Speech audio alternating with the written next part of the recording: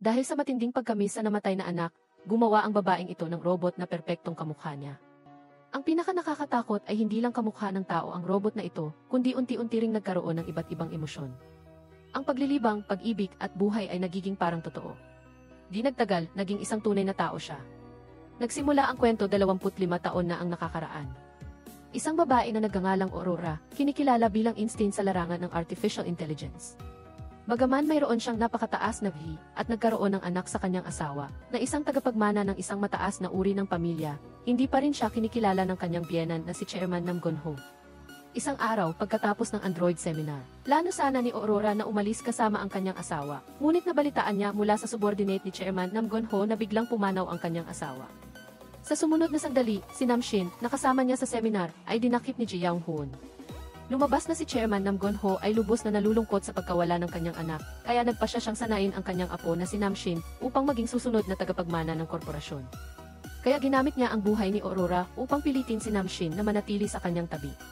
Mula pagkabata, naiintindihan na ni Nam Shin ang mga bagay-bagay, kaya para protektahan ang kanyang ina, napilitan siyang sigawan si Aurora at umalis. Si Aurora ay patuloy na binabagabag at labis na nasasaktan. Sa ilalim ng banta ni Ji Young-hoon, naintindihan niya na kung patuloy siyang lalaban, ay lalo lamang nasusundan ang yapak ng kanyang ama. Umalis si Aurora ng Korea at nanirahan sa Czech Republic. Patuloy niyang inaalala ang kanyang anak na si Nam Shin, kaya kinuha niya ang mga larawan niya sa bawat yugto ng kanyang buhay. Pagkatapos, batay sa kanyang itsura sa mga larawan, gumawa siya ng android na si Nam Shin upang makasama niya. Matapos ang maraming taon ng pananaliksik, umabot na sa ikatlong henerasyon ang serye ng android ni Aurora na si Nam Shin. Ang mga kakayahan nito ay napakalaki, kasama na ang pagyakap sa kanyang ina kapag nakita siyang umiiyak, pag-aalaga sa kanya araw-araw, at iba pa, itinuturing itong isang fighting machine sa mga android. Para sa nag-iisang si Aurora, si Nam Shin ang pinakamalaking aliw niya. Kasabay nito, si Nam Shin. Pantaong si Nam Shin ay lumaki at naging tagapagmana, at mayroon pa siyang kasintahan, ngunit ang kanyang mga kasintahan ay patuloy na nagbabago. Ang balitang chismis tungkol sa tagapagmana ng Ifigi Group ay syempre ang pinaka-pinag-uusapan. Nagsisiksikan ang mga reporter upang makakuha ng mga kaugnay na larawan, ngunit dahil sa dami ng bodyguard ni Nam Shin, wala silang nagawa. Ang bida, si Kang Subong, ay isa sa mga bodyguard ni Nam Shin. Upang makakuha ng malaking bayad, pumayag siyang tulungan ang kanyang kaibigan, si Reporter Joe. Ginamit niya ang kanyang posisyon upang lihim na kuhanan ng litrato ang bagong kasintahan ni Nam Shin. Sa araw na ito, lihim na kinukuhanan ni Kang Subong ng video gamit ang kanyang espesyal na relo para i-record ang matalik na sandali ni Nam Shin at ng kanyang kasintahan. Pagkatapos, nagkunwari siyang pupunta sa banyo para makipagtransaksyon. Biglang lumitaw si Nam Shin at inagaw ang kanyang relo. Tinukoy niya ang ilegal na pagkuha ng video ni Kang Subong. Natakot si Kang Subong na mabunyag, kaya dali-dali siyang nagpaliwanag na kinuha lang niya ang relo mula sa isang paparazzi. Ngunit hindi talaga naniwala si Nam Shin. Sinampal niya ng malakas si Kang Subong. Ang mga tao sa paligid ay nagtataka at naglabas ng kanilang mga telepono upang kunan ng video. Hindi inaasahan, hindi natakot si Nam Shin. Mayabang niyang sinabi sa lahat na malaya silang mag-video. Nang marinig ng mga bodyguard ang kaguluhan, dali-dali silang lumapit upang protektahan si Nam Shin. Ginawa ni Nam Shin ang kaguluhan upang umalis. Pagkatapos nito, tinanggal si Kang Subong sa trabaho dahil sa iligal na pagkuha ng video, at kasabay nito ay nagkaroon din ng problema sa reputasyon. Natatakot siyang mahirapan na siyang magpatuloy sa pagiging bodyguard. Nang malaman ni Reporter Joe ang buong pangyayari, labis siyang nakonsensya. Naisip niya na siya ang dahilan ng problema ni Kang Subong. Hindi sinisisi ni Kang Subong si Reporter Joe. Pakiramdam niya, ang lahat ay dahil sa kanyang kasakiman. Sa puntong ito, hindi pa rin alam ni Kang Subong na ang konsensya ni Reporter Joe ay nagmula sa katotohanan si Nam Shin ang may gawa ng lahat. Si Kang Subong ay inosenteng ginamit lamang. Nais ni Nam Shin na gamitin ang dramang ito upang lumikha ng kaguluhan at makawala sa kontrol ng kanyang lolo. Gusto niyang pumunta sa ibang bansa upang hanapin ang kanyang ina na matagal na niyang hindi nakikita. Sa oras na ito, hindi alam ni Nam Shin na may isang taong nakaitim na sumusunod sa kanya. Ang nag-utos sa taong nakaitim ay si Ji Young-hoon. Matagal na siyang nagtatrabaho para sa FE Group, kaya hindi siya kontento na nasa ilalim ng E. Nagplano siyang patayin ang tagapagmana na si Nam Shin upang masakop ang buong korporasyon. Sa kabilang banda, ang kasamahan ni Aurora, si David, na siya ring isa sa mga lumikha ni Nam Shin ay nag-aya sa kanya na mamasyal. Hindi inaasahan, iginiit ni Nam Shin na sumama. Kaya, kinailangan ni David na gamitin ang taktika ng paglilipat ng pansin at ginamit ang maliit na halaga ng pera upang paalisin si Nam Shin. Bihira lang lumabas ng bahay si Nam Shin kaya parang nagbukas sa kanya ang isang bagong mundo. Ang lahat na nakikita niya ay bago at interesante. Sa puntong ito, nakilala niya si Namshin na eksaktong kamukha niya. Sa pamamagitan ng radar system sa kanyang katawan, nalaman ni Namshin Ege na ang kalaban ay ang batang Panginoon ng Namshin Group. Pagkatapos noon, nakita niya ang isang nakaitim na tao na sumusunod kay Namshin sa pamamagitan ng thermal scan system. Nakita rin niya na ang taong ito ay may dalang baril. Si Namshin Ege, na may prinsipyo ng pagprotekta sa buhay ng tao, ay sumunod ng walang pag-aalinlangan. Sa oras na ito, tila napansin ni Namshin ang nakaitim na tao sa likod niya. Nagpaplano siyang magkunwari at sumama sa karamihan upang makawala sa kanya. Tense na sinusundan ni Namshin ang bawat galaw ng nakaitim na tao. Hindi niya lubos na napansin na may isa ring kamukha niya ang nakikisalamuha sa karamihan. Nagkataon na pagkatapos i-activate ni Namshin ang protective mode, gusto niyang gamitin ang paraang ito para guluhin ang impormasyon. Mabilis na napagkamalan siya ng nakaitim na tao bilang si Namshin. Dahil si Namshin ay isang robot, kaya niyang kontrolin ang mga electronic device sa kanyang kagustuhan. Madali niyang binago ang mga traffic light upang harangan ang nakaitim na tao sa likod. Hindi pa nagtatagal, nakasalubong niya si Namshin na papalapit. Tiningnan ni Namshin si Namshin na eksaktong kamukha niya at hindi siya makapaniwala. Ngayong nagpasya siyang lumapit para kumpirmahin, nagkaroon ng aksidente. Nakita ni Aurora na nagkataong dumaan ang pangyayaring ito. Hindi siya makapaniwala na sa unang pagkakataon na makikita niya ang kanyang anak pagkatapos ng 25 taon, masasaksihan pa niya ang pagkakabangga ng kanyang anak. Si Ingress Aurora ay desperadong sumigaw, tinatawag ang mga tao na dalhin si Namshin para sa paggamot. Alam ni David ang protocol na dapat sundin nang makita niyang umiiyak ang ina, na nakaukit sa mga patakaran ni Namshin Upang maiwasan ang hindi kinakailangang problema, sa pilitan niyang dinala si Namshin palayo. Sa daan pa uwi, ikinuwento ni Namshin ang nangyari kay David. Napagtanto ni David na hindi ito simple, kaya pinabilis niya ang pag-uwi. Sa panahong ito, hindi pa alam ng lahat na ang insidenteng ito ay sadyang inayos ng isang taong nakaitim. Kalaunan, dinala ni Aurora at David si Namshin na walang malay pa uwi para alagaan. Sakto nilang nakasalubong si Jae Young-hoon na sumusunod kay Namshin hanggang doon. Tila nag-imbestiga muna si David, alam na alam niya ang pagkatao ni Jae Young-hoon. Kaya't sinabi niyang matagal na silang magkakilala ni Namshin, parang magkapatid. Nang malaman ni Aurora na magkakampi sila, kinakausap niya ito tungkol sa lahat ng bagay, kasama na ang tungkol kay Namshin Tungkol sa banggaan na ito, sinabi ni Aurora na ang driver, matapos tumakas, ay hindi sinasadyang nawalan ng malay. Hula niya na hindi ito isang aksidente. Ang insidenteng ito ay nagpaalala kay Jae Young-hoon sa pakikipaglaban para sa kapangyarihan sa loob ng korporasyon. Nag-aalala siya na ang mga taong laging naghahangad sa posisyon ng kapangyarihan sa korporasyon, tulad ni Seo Jong-gil, kung malalaman ang kasalukuyang sitwasyon ni Namshin, ay tiyak nakikilos upang patahimikin siya. Si Aurora, nang marinig ang pangalan ni Seo Jong-gil, ay labis na nagalit. Naririnig niya, at dati na siyang nagdududa na ang pagpanaw ng kanyang asawa ay may kinalaman sa kanya. Ngayon, pati ang kanyang nag-iisang anak ay nasa panganib. Upang iligtas si Namshin at protektahan ang kanyang pagiging tagapagmana, hiniling ni Aurora kay Namshin na bumalik sa Korea kapalit ni Namshin. Hindi kailanman tinanggihan ni Namshin ang kanyang ina, kaya agad siyang pumayat. Dahil magkaiba ang personalidad ni Namshin at Namshin espesyal na sinanay ni Jae Young-hoon si Namshin upang matulungan siyang masanay sa mga kilos at pag-ugali ni Namshin. Si Namshin ay mayabang at hindi malapit sa kanyang lolo. Bagaman si Seo Jong-gil ay kaaway sa labanan para sa kapangyarihan, siya rin ang ama ng kasintahan ni Namshin. Kaya sa labas ay kailangan pa ring bumati ng magalang.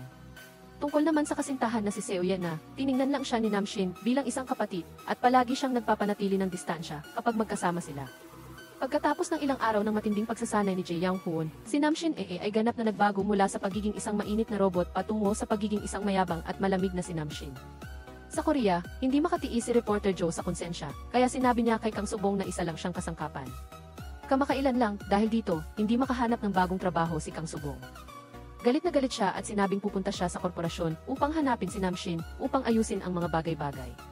Sa oras na ito, nagdaraos ang korporasyon ng press conference upang ianunsyo ang isang bagong modelo ng self-driving car.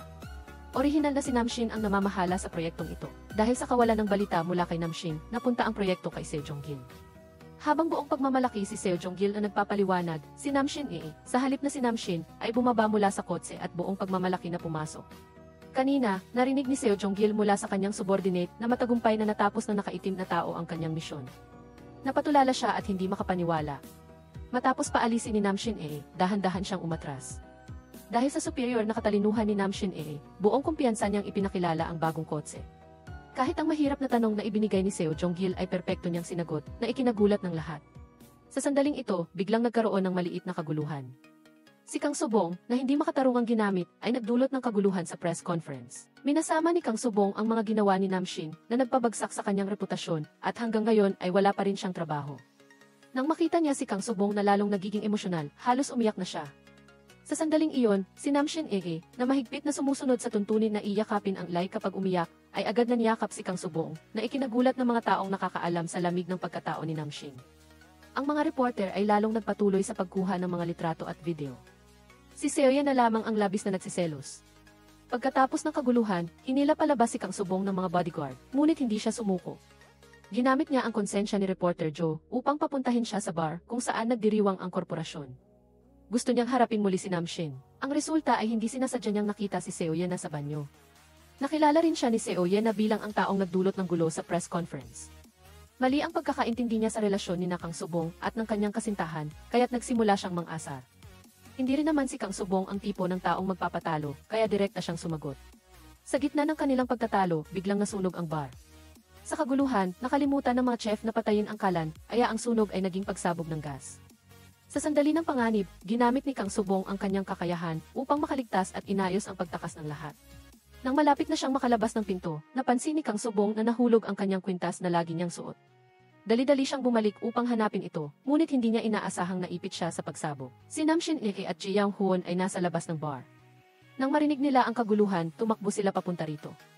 Nang makita ito, automatikong inactivate ni Namshin ang lihim na mode sa kanyang katawan. Inalis niya ang lahat ng setting at alaala, at nag-focus lamang sa pagliligtas ng mga tao. Pagpasok sa bar, ginamit ni Namshin ang kanyang napakalakas na kakayahan bilang isang robot upang madaling itulak ang nakasarang pintong bakal at iligtas ang bawat grupo ng mga taong nakulong. Sa oras na ito, si Kang Subong ay nakulong sa ilalim ng mga gumuhong bagay at hindi makagalaw. Tinitingnan niya ang gumagapang na wine cabinet sa kanyang ulo at maaari lamang niyang tanggapin ang kanyang kapalaran. Sa sandali ng matinding panganib, lumitaw si Namshin na parang isang Diyos. Madali niyang binuhat ang wine cabinet, madali niyang inalis ang bakal na balangkas sa katawan ni Kang Subong. Buong lakas niya itong binuhat. Nang makita niya ang taong nasa harap niya na nagpapakita ng malabayani na aura, hindi napigilan ni Kang Subong na makaramdam ng paghanga. Dahil sa malakas na tibok ng kanyang puso, buong pagmamalaki niyang sinabi na ang tibok ng puso ay kay Namshin. Ngunit sinabi naman niya na wala siyang puso. Gulat na tiningnan siya ni Kang Subong. Hindi pa niya napagtanto na nagsisimula ng lumiyab ang apoy ng pag-ibig sa kanyang puso. Sa oras na ito, sa ilalim ng balat na parang tao ni Namshin lumitaw ang kanyang mga mechanical circuit. Dito nagtatapos ang episode na ito.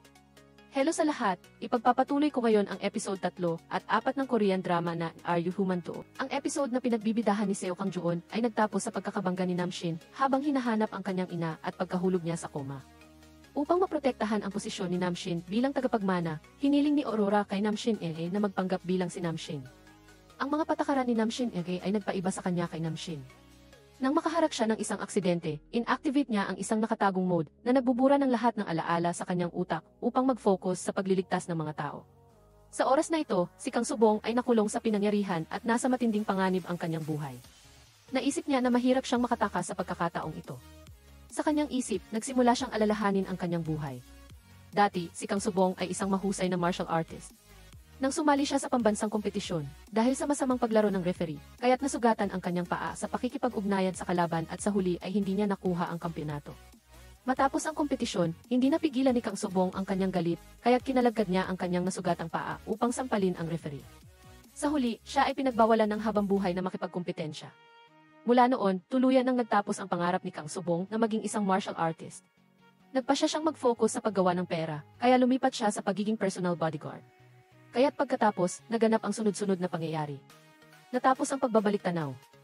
Habang nahihirapan si Kang Subong, napaka-cool na lumitaw si Namshin Ginamit niya ang huling lakas niya upang buhatin siya palabas ng apoy. Matapos makatakas ang lahat, pinatay ni Namshin ang lihim na mode. Nalilito siya. Nagtataka si Namshin kung bakit nakahiga si Kang Subong sa kanyang mga bisig. Bago pa man makarecover si Kang Subong sa biglaang tanong na iyon, si Namshin ay pumasok na sa malalim na pagtulog dahil sa pagkaubos ng kuryente. Si Ji Yang Hoon, na nagbabantay sa labas, ay nakita ang mga dekuryenteng sirkito ni Namshin na nalantad dahil sa pagliligtas ng mga tao. Dali-dali siyang gumamit ng jacket upang takpan ito at pagkatapos ay tumawag kay Aurora para humingi ng tulong. Sa oras na ito, nag-aalala si Aurora na baka may nagawang mali si Namshin kaya bumalik siya sa Korea. Nang matanggap niya ang tawag para humingi ng tulong, sinabihan niya si Ji Yang Hoon na huwag hayaang may sinuman ang humawak kay Namshin bago siya dumating. Kaagad pagkatapos, nakakita siya ng isang ambulansya upang harangan ang ambulansya na naghahanda na dalhin sina Namshin A at Jae Young Hoon sa ospital. Dinala niya ang dalawa sa isang liblib na lugar upang ayusin si Namshin A. Sa kabilang banda, habang papunta si Seo Jong-gil sa ospital upang sunduin ang kanyang anak na si Seo Ye-na, narinig niya ang tungkol sa matapang na pagliligtas ng tao ni Namshin. Naramdaman niya na lubhang hindi kapanipaniwala ito. Naisip niya na hindi ito isang bagay na gagawin ng isang taong kasing lamig niya. Sa oras na ito, nakatanggap siya ng balita mula sa Czech Republic na si Namshin. Matapos ang aksidente sa sasakyan, ay malubhang nasugatan, ngunit walang iniwan na anumang kasaysayan ng pagpapagamot at lumitaw sa Korea na buo. Mayroong tiyak na problema. Matapos sanduin si Seo Ye-na, narinig ni Seo Jong-gil mula sa mga emergency worker na si Namshin ay biglang nawala sa kalagitnaan ng daan, pag-ugnay sa mga kakaibang pangyayari kamakailan. Matapos dalhin si Seo Ye-na, tumawag siya upang piliting tanungin si Jae Young Hoon kung may nangyari. Natakot si Jae Young Hoon na mabunyag ang lihim, kaya't mabilis siyang nakipag-ugnayan sa isang kakilalang doktor upang magkunwari ng isang emergency surgery para linlangin si Seo Jong-gil. Bagaman hindi nakakita si Seo Jong-gil ng anumang kakaiba, nagduda pa rin siya sa motibo ni Jae Young Hoon sa pagkuha kay Namshin at pagpapalit ng ospital. Kaya bumalik siya sa ospital kung saan ginagamot ang mga biktima upang mag-imbestiga pa.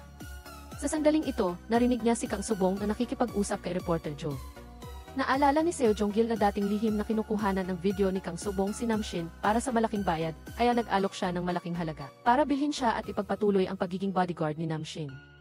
Ang layunin ay matuklasan ang kanyang sikreto. Mabilis na kumalat ang balita tungkol kay Namshin bilang isang superhero na nagligtas ng mga tao sa sunog. Paglabas niya ng ospital, pinalibutan siya ng mga reporter. Ginamit ni Kang Subong ang pagkakataong ito upang magmakaawa at lumuhod pa sa harap ng maraming tao upang hilingin kay Namshin na tanggapin siya bilang bodyguard upang suklian ang kanyang kabutihan. Masiglang nagsalita si Kang Subong at kusa pang lumuha si Namshin A. Sumunod siya sa mga patakaran ng robot at niyakap siya. Sa paghanga ng maraming tao, matagumpay na natukoy ang isyu ng bodyguard. Ang unang bagay na ginawa ni Kang Subong nang makapasok sa pamilya Nam ay ang lihim na pagpasok sa kwarto ni Namshin upang magkabit ng nakatagong kamera. Sa oras na ito, bumalik si Namshin A sa kanyang kwarto upang magpahinga. Bilang isang super robot, siya ay lubos na mausisa sa lahat ng kakaibang bagay sa kwarto. Nagsimula pa siyang maglaro ng mga electronic device sa kwarto. Hindi niya napansin na si Kang Subong ay nagtatago sa kwarto. Si Kang Subong, na halos himatayin sa takot, ay agad na nakahinga ng maluwag. Naghanap siya ng pagkakataon upang tumakas sa bintana. Sa oras na ito, nakatanggap si Jae Young Hoon ng tawag mula kay Aurora. Nagplano silang magkita sa ospital bukas. Lumabas na natuklasan ni David na mayroong isang taong lihim na nag-imbestiga kay Namshin. Plano niyang ilipat si Namshin, na nasa koma, pabalik sa Korea. Napadaan si Kang Subong at narinig niyang nag-usap sina Jae Young Hoon tungkol sa pakikipagkita kay Namshin sa ospital. Lubos siyang nalilito. Sa kanyang isip, nagtaka siya, hindi ba't nagkikita naman sila araw-araw? Kinabukasan, habang nakikipag-usap kay Jae Young Hoon, nalaman ni Kang Subong na holiday pala.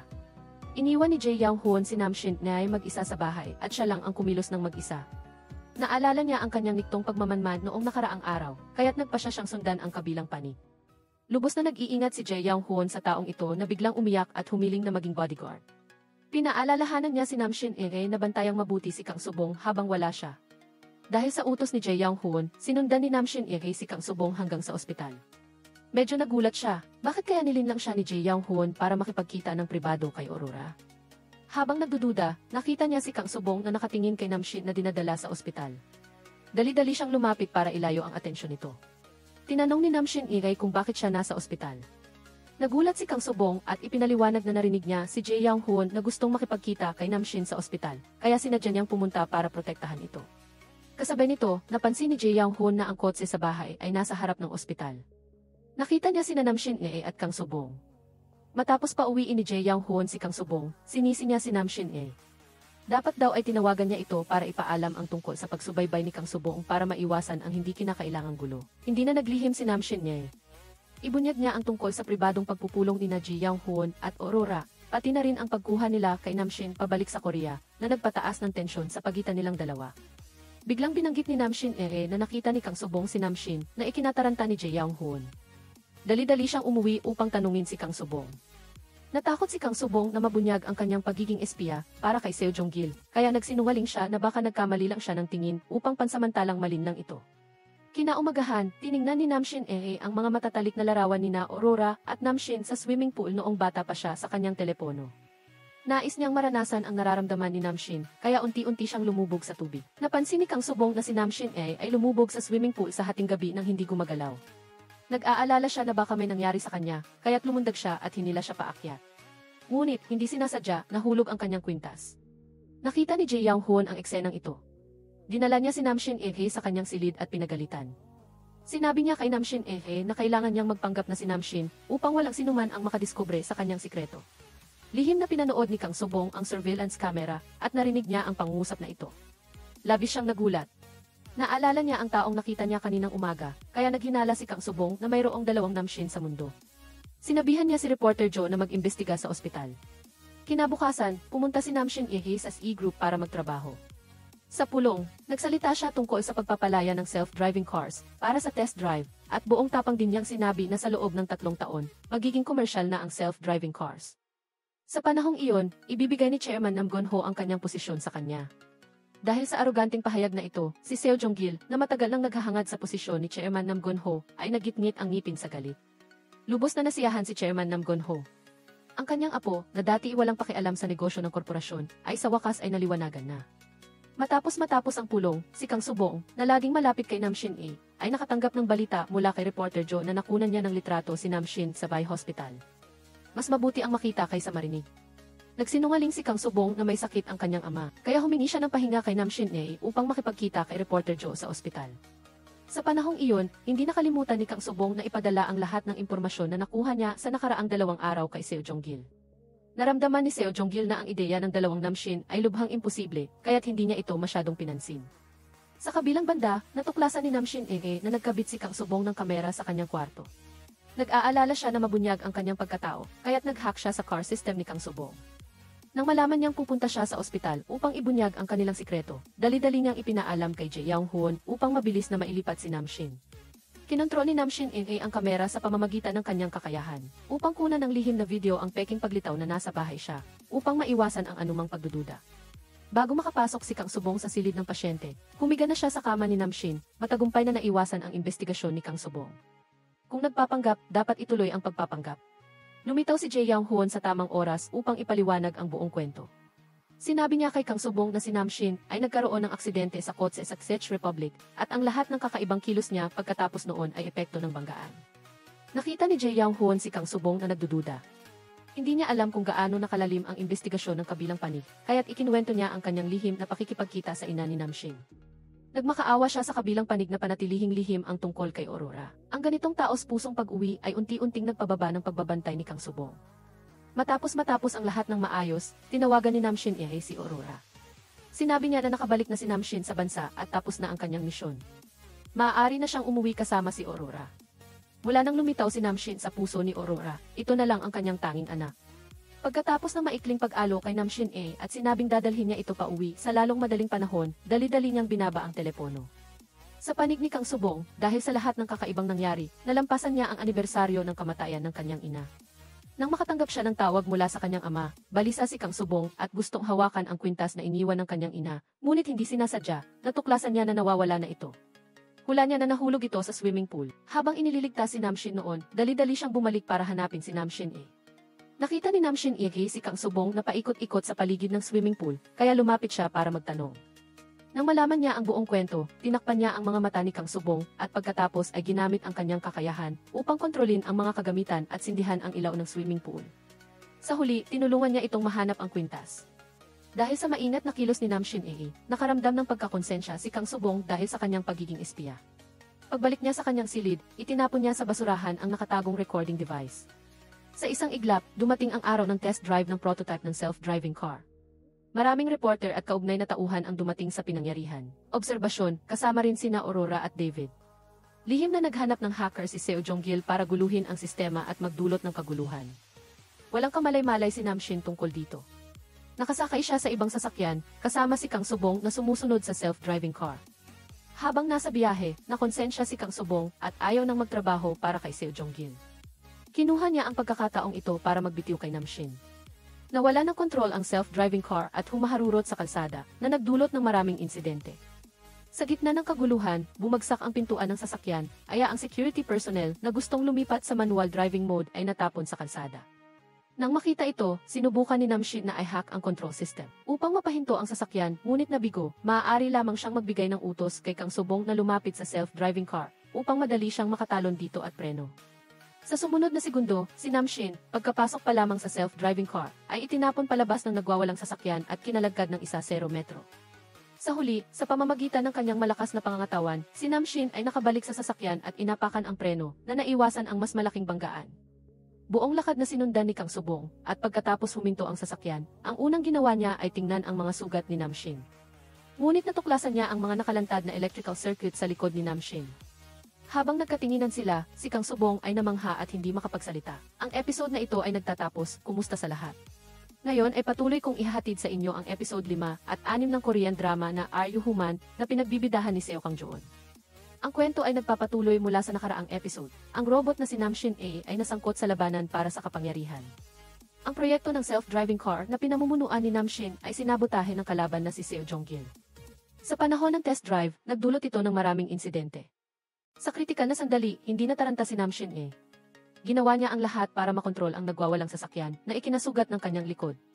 Agad na nilapitan siya ng kanyang bodyguard na si Kang Subong para tingnan ang kanyang mga sugat, ngunit natuklasan niya ang mga nakalantad na electrical circuit sa likod nito. Ang surreal na tanawing ito ay nagpahintay kay Kang Subong na tumakas sa takot. Sa sandaling ito, si Aurora, na nasa live stream, ay lubos na nag-aalala para kay Namshin A. Sadya niyang minaneho ang sasakyan doon at nasaksihan ang eksena. Natatakot na ibunyag ni Kang Subong ang pagkakakilanlan ni Namshin A, sinakay niya si Kang Subong. Ang grupo ay nagtungo sa lihim na base upang gamutin si Namshin at nakipagkita kay Ji Young-hoon na kararating lang. Ang grupo ni Aurora ay inatasang ayusin si Namshin A, habang si Ji Young-hoon ang inatasang suriin si Kang Subong. Una, ipinakita niya ang ebidensya na si Kang Subong ay sinuhulan ni Seo Jong-gil na narinig niya mula kay Reporter Joe. Nag-alok siya ng mas mataas na presyo para itago ni Kang Subong ang robot na pagkakakilanlan ni Namshin A. Nang makita na matagal bago sumagot si Kang Subong, nagpakita si Aurora, dinala si Kang Subong sa tabi ng kama ni Namshin upang sabihin sa kanya ang buong katotohanan. Direkta rin niyang sinabi na lahat ng ito ay kagagawa ni Seo Jong-gil. Agad siyang lumuhod bilang isang ina, humihingi ng tulong kay Kang Subong. Nalunod si Kang Subong sa mga hindi kapanipaniwalang impormasyong ito, hindi alam kung ano ang isipin. Ang tawag mula kay Seo Jong-gil ay nagbigay sa kanya ng pagkakataong makarelax ng kaunti. Naghanda siyang umalis para makipagkita sa kanya. Nang malaman ito ni Ji Young-hoon, ginamit niya ang dahilan na mahalaga ang buhay ng tao upang pakiusapan si Kang Subong na panatilihing sikreto. Muli, pansamantalang lumambot ang puso ni Kang Subong kaya napilitan siyang pumayag. Ang sumunod na nangyari ay nagpabago sa balanse sa kalooban ni Kang Subong. Dahan-dahang napapunta sa panig ni Namshin A. Sa pagkakataong ito, nais ni Seo Jong-gil na makipagkita kay Kang Subong para hilingin sa kanya na subaybayan ang sitwasyon ni Namshin. Pagkatapos ng insidente, tuluyang nabunyag ang gahaman na ambisyon ni Seo Jong-gil na nagpaalala kay Kang Subong sa sinabi ni Aurora. Nahulaan niya na marahil ang banggaan ay kagagawan din ni Seo Jong-gil. Nagpasya siyang tanggapin ang plano ni Ji Young-hoon. Nang malaman ng grupo ni Aurora ang desisyon ni Kang Subong, lubos silang nakahinga ng maluwag. Sa gabi, naalala ni Kang Subong ang mga electrical circuit na nakita niya sa katawan ni Namshin A noong umaga. Hindi niya maiwasang manginig. Hindi niya maisip na matagal na pala siyang nakasama ng isang robot. Mabilis na naunawaan ni Namshin A ang reaksyon ni Kang Subong ito ay takot, na lumalabas lamang kapag masyadong malapit sa isang robot na mukhang tao. Ayaw ni Kang Subong na manatili kahit isang sandali sa robot na ito. Dahil gusto na niya sanang magbitiw, nagpasya siyang umalis kinagabihan. Ngunit, biglang lumitaw si Ji Young-hoon at taos pusong nagpasalamat na nagulo ang kanyang plano. Walang magawa si Kang Subong, kaya kinailangan niyang ipagpaliban ang kanyang desisyon. Kinabukasan, lumabas si Seo Jong-gil sa telebisyon at humingi ng paumanhin sa insidente na dulot ng self-driving car. Ginamit din niya ang pagkakataong ito para impluwensyahan ang mga matataas na opisyal na malapit sa kanya upang ipahiya si Namshin sa pagiging iresponsable nito sa pag-alis sa pinangyarihan. Bagamat apo niya si Nam Gon-ho, hindi niya kayang magpakita ng tahasang pagtatangi. Sumunod siya sa kagustuhan ng nakararami at sinuspinde si Namshin. Sa panahon ng suspensyon, kailangan lang ni Namshin na maging maayos sa kasal nila ni Seo Yana. Sa totoo lang, ang dahilan kung bakit inayos ito ni Nam Gon-ho ay gusto niyang gamitin ang pagmamahal ni Seo Yana upang pilitin si Seo Jong-gil na pumirma sa isang hindi kanais-nais na kontrata sa kasal, upang makontrol si Seo Jong-gil. Alam naman ng matandang tusong si Seo Jong-gil kung ano ang pinaplano ni Nam Gon-ho. Dahil dito, maingat niyang pinag-isipan ang kondisyon na inalok ni Nam Gon-ho. Pinigilan niya si Seo Yana na lumagda. Nang umalis si Seo Jong-gil, may maliit na insidente ang nangyari. Nabunggo niya at nahulog ang gamot sa kamay ni Nam Hoyon. Nakita ni Nam Gonho na nagmamadaling ipaliwanag ni Nam Hoyon na ito ang gamot para sa anxiety disorder na karaniwan niyang iniinom. Nagduda si Seo Jong-gil. Sa totoo lang, ang gamot na ito ay espesyal na dinala ni Nam Hoyon para kay Nam Gonho. Matapos malaman ni Nam Gonho na lihim na pumunta si Nam Shin sa ibang bansa para hanapin ang kanyang ina, labis siyang naapektuhan kaya aksidenteng nagkaroon siya ng Alzheimer's. Sa kabilang banda, matapos mabunyag ang pagkakakilanlan ni Nam Shin bilang isang robot, ganap na siyang naging malaya sa harap ni Kang Subong. Sa pamamagitan ng kanyang kakayahan sa paghahanap, natagpuan niya ang artikulo tungkol sa pinsala ni Kang Subong sa isang nakaraang kompetisyon. Tinukso niya ito na dahil may bakal sa katawan nito, maituturing na rin itong kalahating robot. Ang aksyon na ito ay tiyak na nagpapahiwatig na, parang dinagdagan pa niya ang sugat ni Kang Subong. Ginawa niyang dahilan na ang mga tao ay hindi basta-basta nang hihimasok sa privacy ng iba para pagalitan si Nam Shin pagkatapos ay inayos ang kanyang mga gamit at umalis. Nagmamadaling hinila ni Nam Shin si Kang Subong. Tamang-tama namang nakita ito ni Seo Ye na nakararating lang.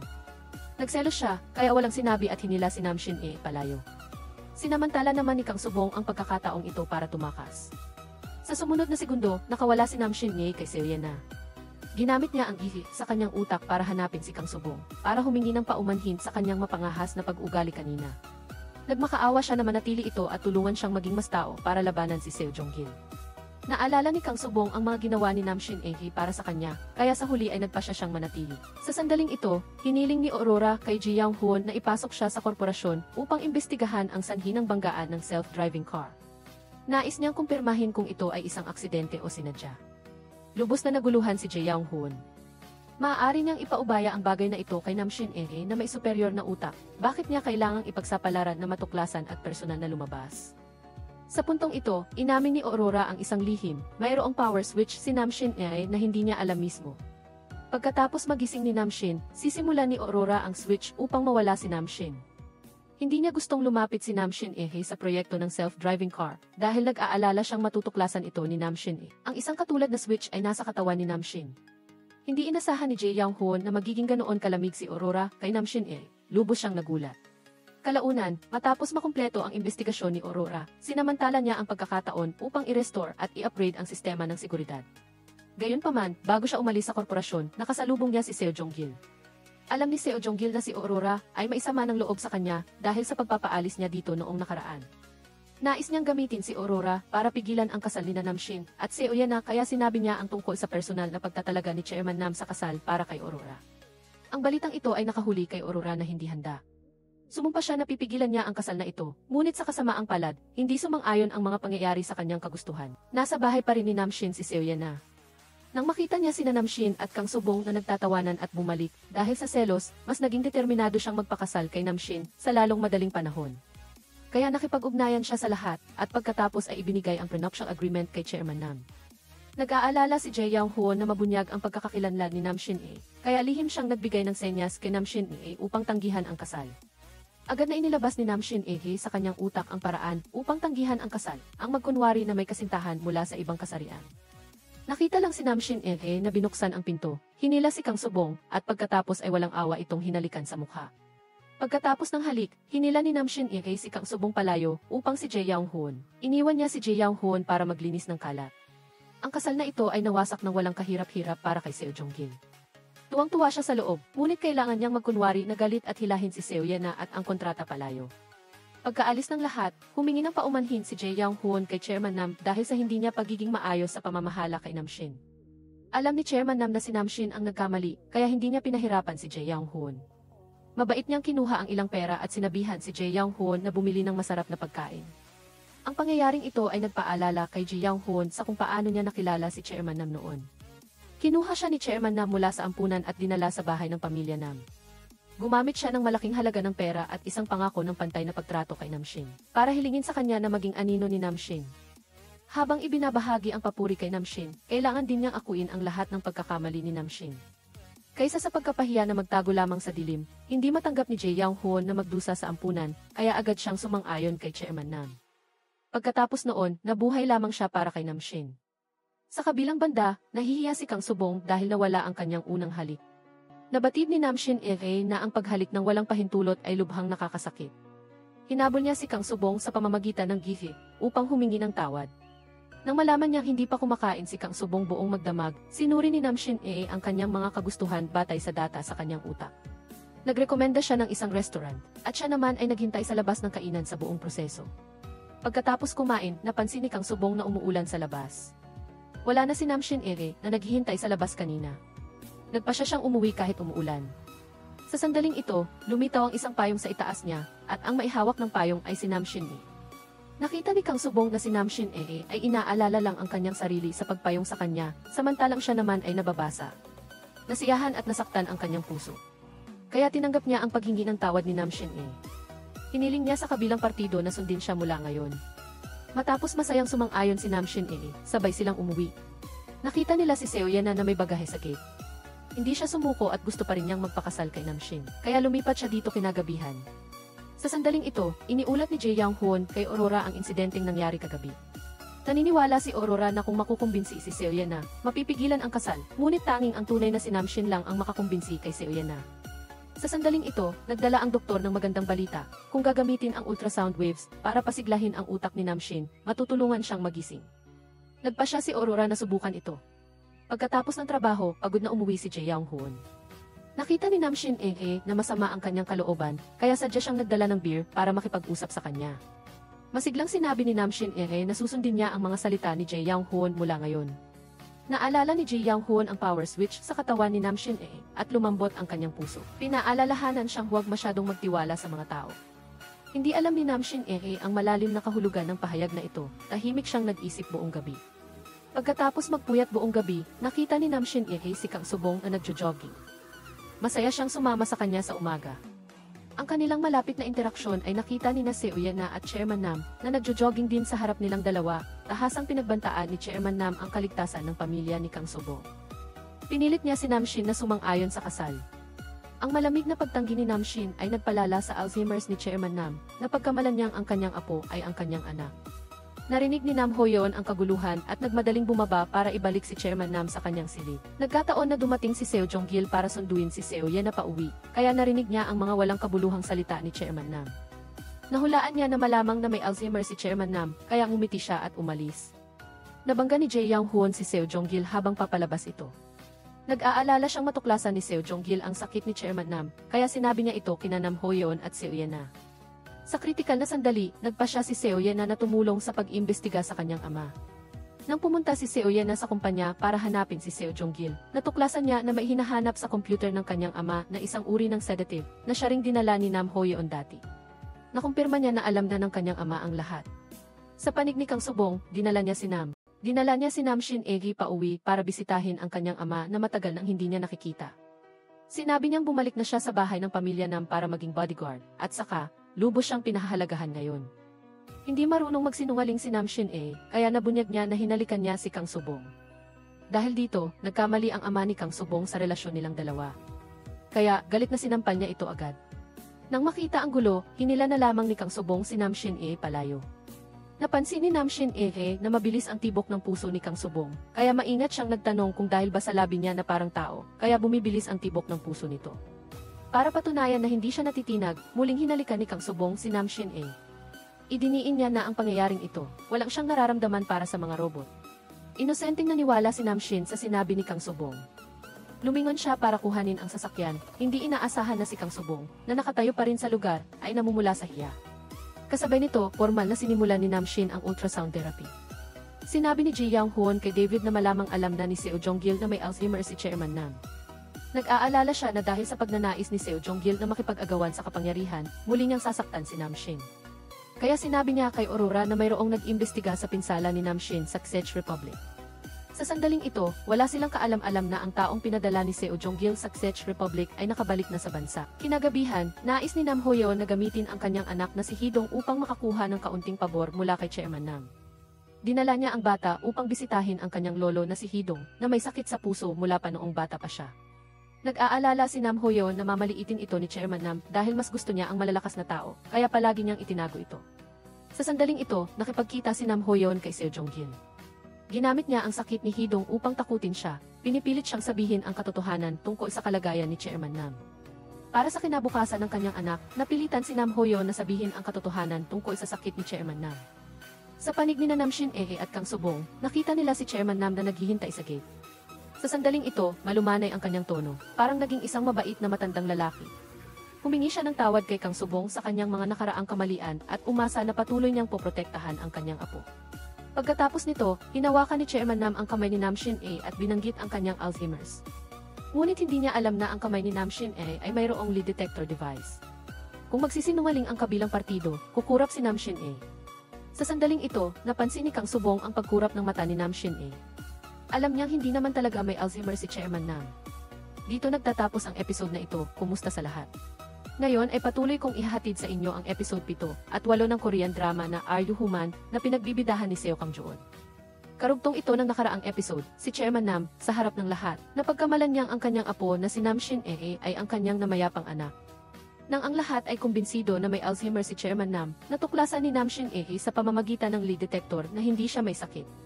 Lumabas na ang matandang tusong ito, sa pag-aakalang hindi na babalik si Nam Shin, ay sadyang nagkunwari na may sakit upang subukan kung magtataksil sa kanya ang mga nasa paligid niya habang siya ay may sakit. Ang pagsisiwalat ng kasinungalingan ay hindi lamang nagpagalit kay Chairman Nam, kundi nagpatawa pa sa kanya. Lubos siyang nasiyahan sa katalinuhan ng kanyang apo. Sa sandaling ito, narinig lahat ni Jae Young-hoon na kararating lang. Nagulat siya at nanlaki ang kanyang mga mata. Pagkatapos noon, napilitan ang tatlong tao sa ilalim ng pamimilit ni Chairman Nam na sumumpa na ipagpapatuloy ang dula kasama niya. Kinagabihan, tinawagan ni Seo Jong-gil si Kang Subong para alamin ang katotohanan. Sinabi ni Kang Subong kay Seo Jong-gil, ayon sa tagubilin ni Jae Young-hoon, na talagang may sakit si Chairman Nam at alam din ito ng kanyang anak na si Seo Yana. Sinabihan ni Seo Jong-gil si Kang Subong na huwag sabihin sa sinuman na alam niya ang sakit ni Chairman Nam, kasama na ang kanyang anak. Pagkatapos sumang-ayon, ibinaba ni Kang Subong ang telepono. Sa sandaling iyon, kinilabutan ang lahat ng naroroon dahil sa nalalapit na labanan para sa kapangyarihan. Kinabukasan, sina Nam Shin-e at Kang Subong ay nag-jogging pa rin tulad ng dati sa umaga. Nagkaroon ng aksidente si Kang Subong at nasugatan ang kanyang paa. Sa daan pabalik sa bahay, habang pasan si Kang Subong, nalaman ni Nam Shin-e na hindi makatulog si Kang Subong dahil sa mga kamakailang pangyayari. Para aliwin si Kang Subong, biglang ipinagmalaki ni Nam Shin-e ang kanyang superpower. Sinabi niya na palagi siyang nasa tabi ni Kang Subong. Sinabihan itong huwag matakot at matulog ng mahimbing. Ang mga salitang ito na parang pagtatapat ay nagpamula sa mukha at nagpabilis ng tibok ng puso ni Kang Subong. Dali-dali siyang bumaba at tumakbo pa uwi ng mag-isa.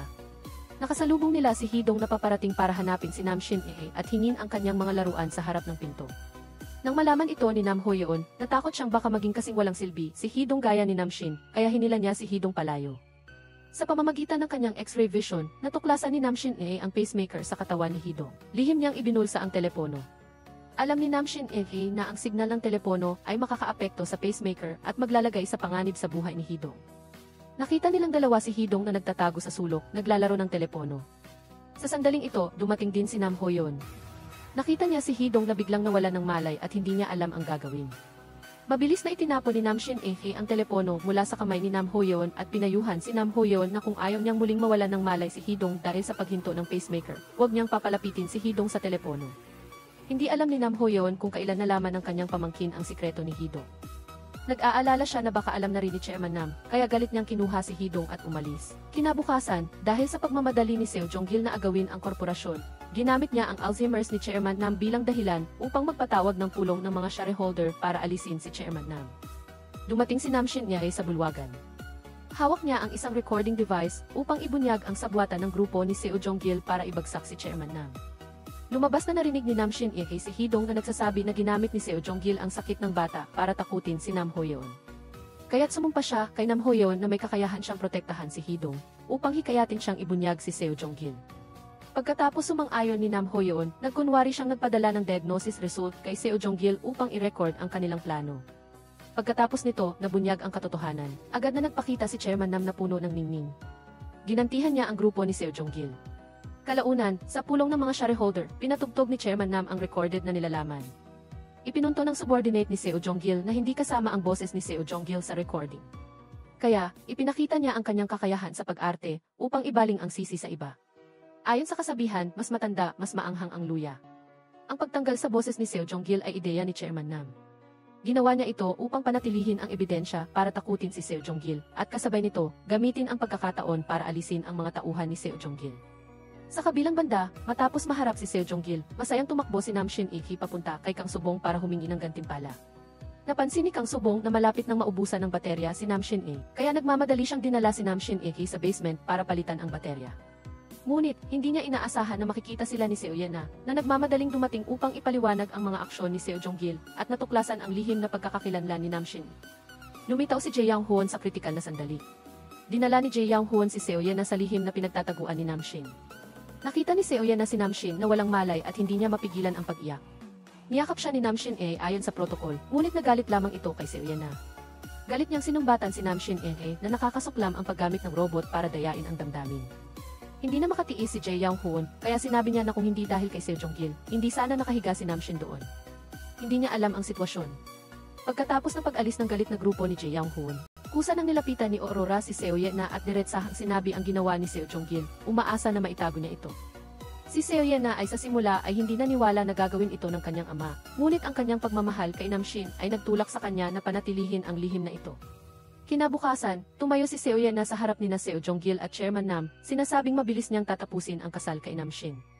Dahil hawak ni Seo Yena ang kanilang sikreto, walang magawa ang grupo ni Nam Shin kundi hayaan siyang gumawa ng gulo. Bagamat hindi nasisiyahan si Seo Jong-gil dito, hindi na rin siya tumutol. Pagkaraan, nakatanggap ng balita ang media at nagmamadaling kumuha ng panayam. Nagkunwari si Seo Yena na nagpapakita ng pagmamahalan sa harap ng publiko, ngunit nang mag-isa na sila, ayaw na ayaw niya kay Nam Shin Dahil dito, labis na nalungkot si Kang Subong. Sa sandaling ito, nang malaman ng ama ni Kang Subong ang tungkol sa kasal ni Nam Shin nagpunta siya sa korporasyon at nagwala.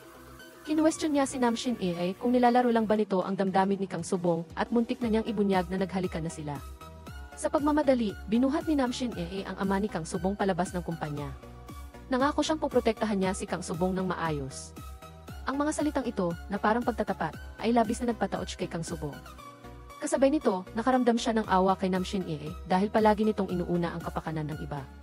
Dahil sa biglaang pangyayaring ito, nang makita ni Kang Subong si Seo Yena na muling naging bastos kay Nam Shin hindi niya napigilan ang sarili na makipag-away kay Seo Yena sa kalagitnaan ng kalsada. Nakita ni Nam Shin na sinampal ni Seo Yena si Kang Subong. Dahil nangako siyang poprotektahan siya, itinulak niya si Seo Yena sa harap ng maraming tao. Sa totoo lang, hindi sigurado si Nam Shin kung kailan nagsimula na ang prioridad sa kanyang programa ng proteksyon ay lumipat kay Kang Subong. Nagulat si Kang Subong sa biglaang pagprotekta ni Nam Shin Nag-aalala siyang makikita sila ng mga dumadaan, kaya nagmamadali niyang sinabihan si Nam Shin na isakay si Seo Yena sa sasakyan. Ngunit, ang asasin na sumusunod kay Nam Shin noon ay nakabalik na, at na-record niya ang lahat, at ipinadala ang mga video kay Seo Jong-gil. Nagbago ang eksena. Si Aurora ay pumunta sa columbarium upang bisitahin ang kanyang asawa. Ngunit nakita niya si Chairman Nam doon. Ngunit si Aurora ay may hinanakit pa rin sa kanyang puso tungkol sa kung paano siya at si Nam Shin ay pinaghiwalay ni Chairman Nam sa loob ng 25 taon. Galit siyang tumalikod. Nakita ito ni Chairman Nam at pinatugtog ang recording kung saan gusto siyang pabagsakin ni Seo Jong-gil. Sinabi niya na ang kanilang karaniwang target ngayon ay si Seo Jong-gil at umasa siya na iisipin ni Aurora ang pakikipagtulungan sa kanya upang matiyak ang posisyon ni Nam Shin bilang tagapagmana at ang kinabukasan ni Nam Shin. Si Aurora ay nasa isang dilema. Pagkatapos makipag-usap ni Chairman Nam kay Aurora, hinanap niya ang kanyang apo, idinidiin na susuportahan niya si Aurora at Jae Young Hoon upang siya ay makaupo bilang chairman. Kasabay nito, hindi niya nakalimutang paalalahanan si Nam Shin na huwag hayaang maging pangalawang Seo Jong-gil si Jae Young Hoon. Hindi naintindihan ni Nam Shin ang mga komplikadong gawain ng tao. Pagkalabas, sinabi niya kay Jae Young Hoon ang mga sinabi ni Chairman Nam. Matapos makasama si Jae Young Hoon ng ilang panahon, nalaman ni Nam Shin na ayaw naman talaga nitong palitan si Nam Shin. Nag-aalala siyang masaktan si Jae Young Hoon dahil sa maling pagkakaintindi ni Chairman Nam, kaya't kinausap niya ito ng pribado. Sinabi niya na handa siyang makinig sa kanya anumang oras. Sa harap ng kabaitan ni Nam Shin lumitaw ang isang ngiti sa malamig na mukha ni Jae Young Hoon. Kinabukasan, personal na pinuntahan ni Jae Young Hoon si Chairman Nam upang linawin ang kanyang saloobin. Sa simula, gusto lang niyang suportahan si Nam Shin at hindi niya gustong makipagkumpetensya. Sana ay huwag na siyang usisain ni Chairman Nam. Nang makita ang matapat na tingin ni Young Hoon, si Chairman Nam, na dati hindi nagtitiwala sa puso ng tao, ay biglang nakaramdam ng kapanatagan. Sa kabilang banda, si Subong ay namimili ng wedding dress kasama sina Nam Shin at Yena. Gusto niyang lihim na kunan ng litrato ang paborito niyang wedding dress, ngunit hindi niya inaasahang bibiruin siya ng empleyado ng tindahan. Nakita ni Nam Shin ang lahat ng nangyari, at pagkatapos ay sa pamamagitan ng editing function, ipinakita niya ang larawan ni Subong na suot ang kanyang paboritong wedding dress sa electronic billboard sa gilid ng kalsada. gusto niyang pasayahin si Subong. Seryosong sinabi ni Subong kay Nam Shin-e na huminto, ngunit hindi niya napigilan ang sarili na silipin ang kanyang hitsura na nakasuot ng wedding dress ng ilang beses. Sa sandaling ito, nakita ng mamamatay tao na patuloy na sumusunod sa kanila ang eksena kung saan malayang kinokontrol ni Nam Shin-e ang billboard. Pagkatapos nito, tinawagan ni Narura sina Subong at Nam Shin-e upang papuntahin sila sa lihim na base. Lumabas na hindi nasiyahan si Yena na si Nam Shin-e ay binuli siya para protektahan si Subong, kaya sinadya niyang lumapit kay Rora upang tanungin si Subong. Ano ba talaga ang ginawa ni Nam Shin-e? Pinalamig ni Rora si Nam Shin-e na akala niya ay galit siya kay Subong, kaya nagpaliwanag siya ng ilang pangungusap. Hindi maintindihan ni Rora kung bakit lagi siyang nakikinig sa kanya ni Nam Shin-e dati. Ngayon ay naging matigas ang ulo. Sa sandaling ito, si Nam Shin, na nakahiga sa higaan ng ospital na may mababang presyon ng dugo, ay nakuha ang atensyon ng lahat. Sa kabutihang palad, walang malubhang nangyari sa huli. Nang makita na lahat ay nakapaligid kay Nam Shin, si Subong ay biglang nakaramdam ng sakit para kay Nam Shin-e na pinabayaan, kaya inilayo niya ito. Sa gabi, nakita ni Subong si Nam Shin-e na nakaupo ng mag-isa at nakikipag-usap sa vacuum cleaner. Hula niya na si Nam Shin-e ay tiyak na nalulungkot dahil si Rora ay nagmamalasakit lamang sa kanyang sariling anak ngayon, kaya siya ay lumapit upang alagaan siya. Si Nam Shin-e, bilang anak ni Rora, ay hindi nakaramdam ng sama ng loob dahil hindi niya nakuha ang atensyon nito. Pakiramdam niya ay palaging kasama niya si Rora sa loob ng 25 taon, at ngayon na ang panahon para magbago.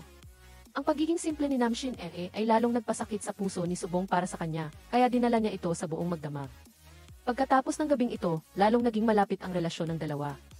Sa sandaling ito, tumawag si Jonggil para makipagkita kay Subong. Kamakailan, ang relasyon ni na Subong at Nam Shin-e ay umabot sa punto na kayang kontrolin ni Nam Shin-e ang billboard anumang oras. Nagdulot ito ng panganib kay Jonggil. Gusto niyang kumpirmahin kung ipinagkanulo siya ni Subong. Sa kabutihang palad, mabilis na naiwasan ni Subong ang tanong ni Jonggil. Pagkatapos, si Subong ay naging tulad ng isang ibon na natatakot sa sanga. Sa kanyang pagtakbo pabalik, nakasalubong niya si Reporter Joe. Napalibutan siya ng mga tagahanga dahil sa maling pag-ulat tungkol sa isang celebrity. Ang dalawang labis na natakot ay nagsama-sama at nagpasya na uminom ng kaunting alak upang mabawasan ang takot. Sa panahong iyon, sinabi ni Subong kay Reporter Joe ang tungkol sa pagdududa ni Jonggil sa kanya. Pinayuhan ni Reporter Joe si Subong na mag-resign at huwag nang makulong sa pagitan ng mga chaibol. Bagaman sinabi niya iyon, nang isipin niya ang proteksyon at pag-aalala ni Nam Shin-e para sa kanya, labis na nagulo ang isip ni Subong. Sa kabilang banda, natuklasan ni Nam Shin-e na nakalimutan ni Subong ang kanyang kwintas at patay din ang kanyang telepono. Dali-dali siyang pumunta sa bahay ni Subong, at sa huli ay natuklasan niyang lasing na lasing ang kanyang ama habang nakikipag-usap. Natuklasan ni Nam Shin-e na nakabukas ang telepono ni Subong, kaya ginamit niya ang gifts para hanapin siya. Narinig ng ama ni Subong ang address na malapit sa bahay ni Reporter Joe, at kinumpirma niyang maayos si Subong. Pagkatapos ay pinigilan niya si Nam Shin-e. Kaya naman hinila ng ama ni Subong si Nam Shin-e at nagsalita ng isang serye ng mga lasing na salita. Maya-maya ay nakatulog siya sa hita ni Nam Shin-e. Kinabukasan, inirekomenda ni Jonggil ang kanyang sarili upang maging project manager ng self-driving car project para kay Chairman Nam. Hindi inaasahang biglang lumitaw si Rora at kinuha ang posisyon ng project manager na nagulat kay Jonggil. Nang makita na unti-unting natutupad ang kanyang plano, ngumiti si Chairman Nam ng may kasiyahan. Nagbago ang imahe, magdamag na nag-isip si Subong. Nagpasya siyang magpaalam kay Nam Shin-e. Sa hindi sinasadya, narinig niya si Rora at Yang Hoon na nag-uusap tungkol sa switch ng kuryente sa katawan ni Nam Shin-e. Hindi niya inaasahang magiging makasarili ang dalawa na gusto nilang sirain pagkatapos gamitin. Hindi niya maiwasang mag-alala para sa kaligtasan ni Nam Shin-e. Sa sandaling ito, tumawag si Reporter Joe at sinabing natulog ang ama ni Subong sa binti ni Nam Shin-e ay buong magdamag. Nagmamadali siyang tumakbo pabalik para gisingin ang kanyang ama, ngunit pinigilan siya ni Nam Shin-e. Nang makita na laging mabait si Nam Shin-e sa mga tao, hinila siya ni Subong sa labas para mag-usap. Umaasa siyang mabuhay si Nam Shin-e para sa kanyang sarili sa hinaharap dahil siya ay siya at hindi si Nam Shin. Hindi rin siya ibang tao. Pagkatapos sabihin ito, formal na nagbitiw si Subong. Masakit sa loob na umalis siya. Si Nam Shin-e ay nakatayo lamang at nakatingin sa likod ni Subong. Sa sandaling ito, bigla niyang napagtanto kung bakit siya gumawa ng bagong panuntunan para kay Subong dahil si Subong lamang ang tunay na tumitingin sa kanya bilang isang independenteng individual. Dito nagtatapos ang episode na ito. Kumusta sa lahat? Ngayon, ipagpapatuloy namin ang episode 9 at 1-0 ng Korean drama na Are You Human To na pinagbibidahan ni Seo Kang-joon. Sa nakaraang episode, nabanggit na si Nam Shin-e, isang robot, ay lubos na nagbago pagkatapos bumalik sa bansa. Kahit na wala siyang emosyon at pagnanasa, dahil sa tapat na pakikitungo ni Subong, sinimulan niyang gawing pangunahing panuntunan ang pagprotekta kay Subong. Matapos magbitiw si Subong, nagkaroon ng problema ang programa ni Nam Shin-e. Patuloy siyang nakakaranas ng mga guni-guni, iniisip na nasa tabi pa rin niya si Subong. Ngayon, bumalik na si Rora sa korporasyon at kinuha ang posisyon ng project manager ng self-driving car project. Kasabay nito, ipinakilala niya rin sa board of directors ang anti-hacker chip na personal niyang sinaliksik at binuo para sa sasakyan. Nagalit si Jonggil nang kunin ni Rora ang kanyang posisyon. Hayagan siyang tumutol. Naniwala siya na mas makakatipid sa gastos ang pagbili ng chip sa pamamagitan ng eksklusibong paraan. Sa gitna ng pagtatalo, si Nam Shin-e ang namagitan. Sinabi niya kay Jonggil na bumili ng chip sa mas mababang presyo. Dapat ay mabilis, isagawa ang proyekto ng self-driving car at pagkatapos ay gamitin ang kita para sa pananaliksik at pagpapaunlad ng sarili nilang chip. Ang katotohanang hindi pumapanig si Nam Shin-e at tinatrato lamang ang problema sa pinakamainam na paraan ay labis na ikinatuwa ni Chairman Nam. Ngunit nagbigay ito ng opinyon kay Rora, ang lumikha sa kanya. Naniwala siya na hindi na siya nakikinig sa kanya si Nam Shin-e. Tungkol dito, pinayapa ni Yang Hoon si Rora. Ang lahat ng ginawa ni Nam Shin-e ay upang tulungan si Nam Shin na mapatibay ang kanyang posisyon. Dahil dito, nagalit si Rora. Kinagabihan, hiniling ni Yang Hoon kay Nam Shin-e at yan na dumalo sa party para magpanggap. Sa panahong iyon, narinig ni Nam Shin-e na may nagbibiro tungkol kay Subong. Kaya naman nagalit siya at ginamit ang kanyang superpower para pasabugin ang orasan ng lalaki para magpakitang gilas. Nag-aalala si Yang Hoon sa tabi na mailalantad nito ang pagkakakilanlan ni Nam Shin-e. Pilit niyang dinala ito upang muling turuan, ngunit hindi niya sinasadyang nalaman na kamakailan ay madalas magkaroon ng problema ang sistema ni Nam Shin-e. Upang mabilis na malutas ang problema, pinuntahan ni Yang Hoon si Rora upang pag-usapan. Sumang-ayon sila na si Subong ang pangunahing sanhi ng mga error sa sistema na ito. Nagpasya silang pareho na hanapin si Subong ng personal upang kausapin at pakiusapan siyang tulungan si Nam Shin-e na maging masunurin muli. Kasabay nito, naghanda din sila ng isa pang plano. Kung tatanggi si Subong na tumulong, i-adjust nila ang sistema ni Nam. Manual control mode. Pagkatapos noon, lihim na pinuntahan ni Rora si Subong para alamin ang sitwasyon. Nang malaman na sinabihan ng kalaban si Nam Shin-e na maging sarili niya at huwag hayaang kontrolin ng iba, galit na galit si Rora at inutusan si Subong na tulungan si Nam Shin-e na bumalik sa orihinal nitong estado. Kung hindi ay gagamitin niya ang kanyang sariling paraan. Labis na hindi nasisiyahan si Subong sa pagtrato ni Rora kay Nam Shin-e bilang isang kasangkapan. Hindi siya agad pumayag, kaya inakala ni Rora na tinatanggihan siya ni Subong. Kinabukasan, tinawag nila si Nam Shin-e sa lihim na base at itinakda ang manual control mode. Naniwala si David na ipinagkanulo ni Rora ang orihinal nilang layunin sa paglikha ng robot, kaya nag-away sila ng matindi. Pareho silang umalis na galit, bagaman hindi maintindihan ni Nam Shin-e kung bakit ginawa iyon ni Rora, dahil sa kanyang tiwala kay Rora, sumang-ayon pa rin siya sa planong ito. Sa sandaling ito, nakatanggap siya ng tawag mula kay Subong. Alam niyang nasa harapan ito ng lihim na base. Dahil may kailangan din si Rora kay Subong, hindi na rin siya pumigil. Pinabayaan niya sina Nam Shin-e at Subong na umalis.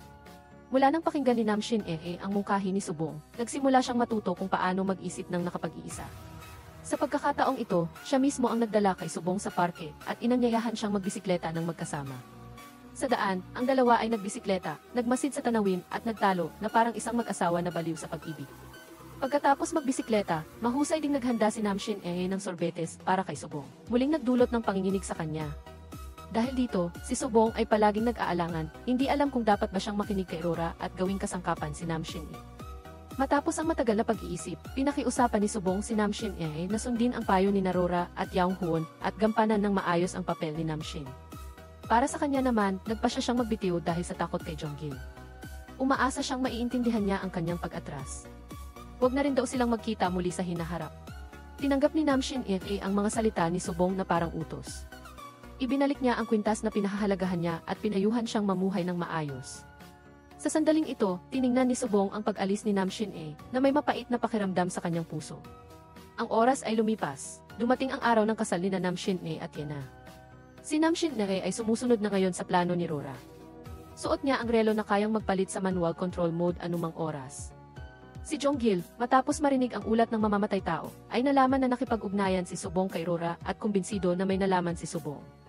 Kaya sa kasal, nagpadala siya ng tao para ilayo si Rora. Pagkatapos ay ginamit niya ang telepono ni Rora para magpadala ng text message at lokohin si Subong para pumunta sa opisina ng self-driving car project team. Sa sandaling ito, ang mamamatay tao ay nakatago sa opisina at naghihintay kay Subong. Sa mapanganib na sandali, ang self-driving car na nakalagay sa opisina ay biglang umandar. Nagbigay ito ng kaunting oras kay Subong para makatakas, ngunit nahuli pa rin siya ng alagad at ipinasok sa likod ng sasakyan. Sa kabutihang palad, sumunod din ang self-driving car sa parking lot. Hinarangan ng sasakyan ang daanan ng mamamatay tao. Kaagad pagkatapos, biglang namatay ang lahat ng ilaw sa parking lot. Si Nam Shin Ere, na dapat ay nasa kasal, ay naroroon na parang isang Diyos. Mag-isa niyang sinira ang sasakyan ng mamamatay tao. Lumabas na natuklasan ni Nam Shin Ere ang irregularidad ni Jonggil. Nang malaman niyang ginamit ng kalaban ang telepono ni Rora para linlangin si Subong na pumunta sa opisina, nag-alala siya na may mangyayari kay Subong, kaya sinadya niyang tanggalin ang relo na nagpapalit sa manual control mode, at dali-daling tumakbo. Si Subong, na nasa likod ng kotse, ay walang kamalay-malay kaya labis siyang nataranta. Nang mabuksan ang trunk ng kotse, narating ng boses ni Nam Shin Ere ang mga tainga ni Subong. Hindi na niya napigilan ang kanyang luha sa sandaling iyon. Nang makabalik sa katinuan si Subong, nakita niya ang mamamatay tao na may dalang dashcam at nagmamadaling tumakas. Wala niya na alam na ng kalaban ang tunay na pagkakakilanlan ni Nam Shin Ere. Hinimok niya si Nam Shin Ere na mabilis na hulihin ang mamamatay tao. Habang hinahabol ni Nam Shin Ere ang mamamatay tao, nakita niya itong nabangga ng sasakyan dahil sa kapabayaan na naging dahilan ng kanyang pagkamatay. Ang una niyang ginawa ay tumawag ng ambulansya at kinuha ang dashcam na naglalaman ng lihim ng kanyang pagkakakilanlan. Sa sandaling ito, hindi niya alam na natanggap ng sekretarya ni Jonggil ang tawag mula sa mamamatay tao, kaya't dumating ito upang tumulong. Hindi sinasadyang nakita niya ang buong proseso ng paghabol ni Nam Shin Ere sa mamamatay tao. Matapos ang panganib, dinala ni Nam Shin Ere si Subong, na sugatan, sa ospital. Pagkatapos ay nag-iisa siyang pumunta sa lihim na base upang ipaliwanag ang dahilan ng pagtanggal niya ng kanyang relo. Sinabi niya sa kanila na ang umaatake kay Subong ngayon at ang taong nasa opisina ay isa ang taong ito ay isang tauhan ni Jonggil.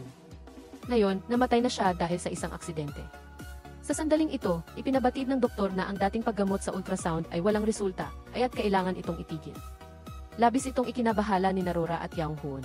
Pagkatapos noon, palihim na pumunta si David sa isang silid na puno ng mga server upang makipagkita kay Chairman Nam. Mula sa pag-uusap ng dalawa, makikita na ito ang utak ni Nam Shin Ere, na siyang lihim na base nina David at Chairman Nam. Sa simula pa lang, itinago na ni David kay Rora na tumatanggap siya ng pondo mula kay Chairman Nam para sa pananaliksik at pagpapaunlad ni Nam Shin Ere. Sinasaliksik ni David si Nam Shin Ere para sa kanyang sariling pangarap, samantalang nais lamang ni Chairman Nam na gamitin si Nam Shin Ere, isang super robot, upang patatagin ang kanyang imperyo sa negosyo. Ang lahat ng ito ay naipaliwanag ng nasa set sila. Si David ang unang nakatuklas na si Yang Hoon ay nasa panig niya. Sa kabilang banda, naramdaman ni Nam Shin Ere na siya ang dahilan ng pagkasugat ni Subong, kaya't sinadya niyang samahan ito sa ospital.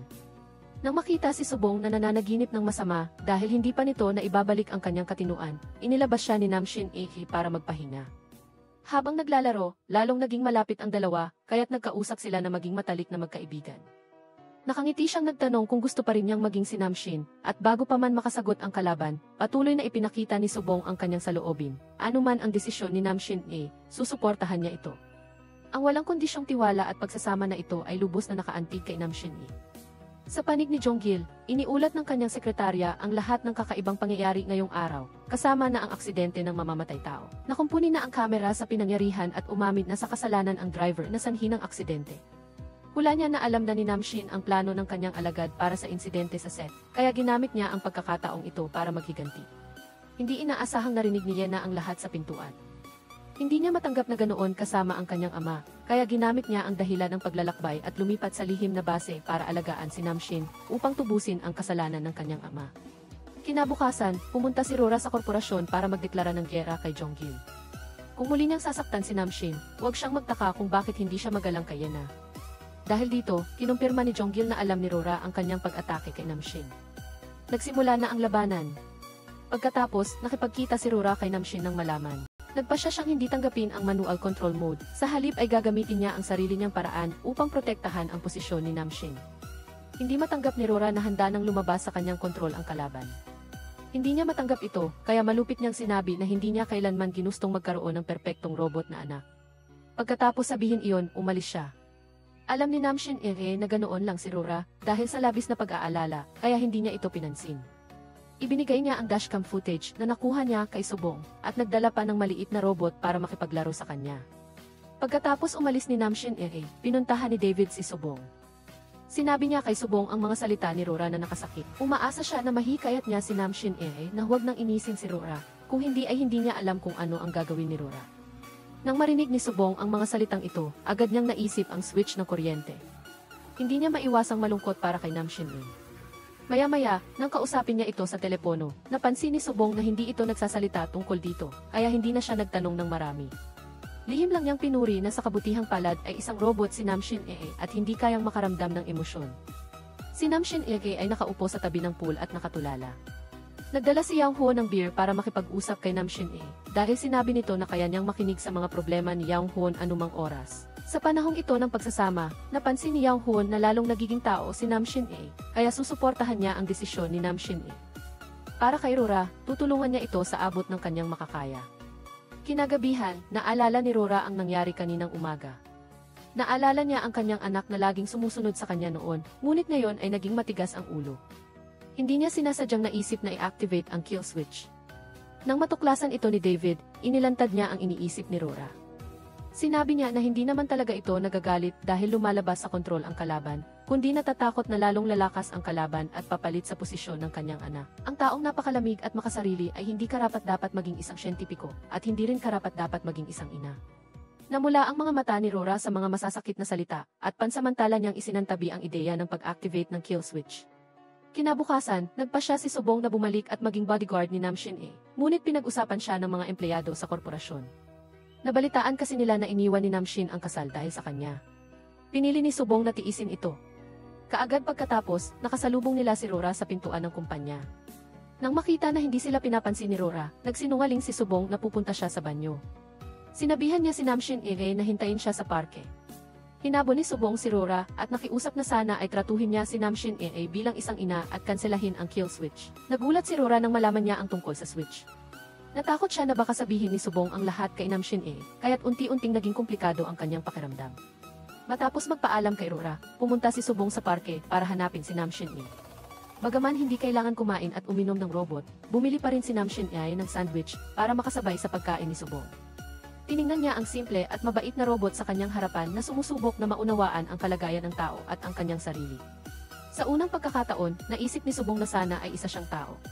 Sa sandaling ito, gumalaw ang mga daliri ni Nam Shin na nakahiga sa kama ng ospital. Tila malapit na siyang magising. Dito nagtatapos ang episode na ito. Kumusta sa lahat? Ngayon, ipagpapatuloy namin ang episode 11 at 12 ng Korean drama na Are You Humanto? Humanto na pinagbibidahan ni Seo Kang-joon. Karugtong ito ng nakaraang episode. Sinabi ng doktor na walang resulta ang ultrasound therapy ni Nam Shin, ngunit ayaw pa ring sumuko ni Rora. Buong lakas niyang pinigilan ang doktor na patayin ang ultrasound machine. Sa huli, nagbunga ang pagpupursigi ni Rora. Biglang gumalaw ang mga daliri ni Nam Shin na walang malay. Matapos matanggap ang balitang ito, dali-daling bumalik si Rora. Sinabi ng doktor na ligtas na si Nam Shin sa panganib at malapit na siyang magising. Labis na emosyonal si Rora at lumuha.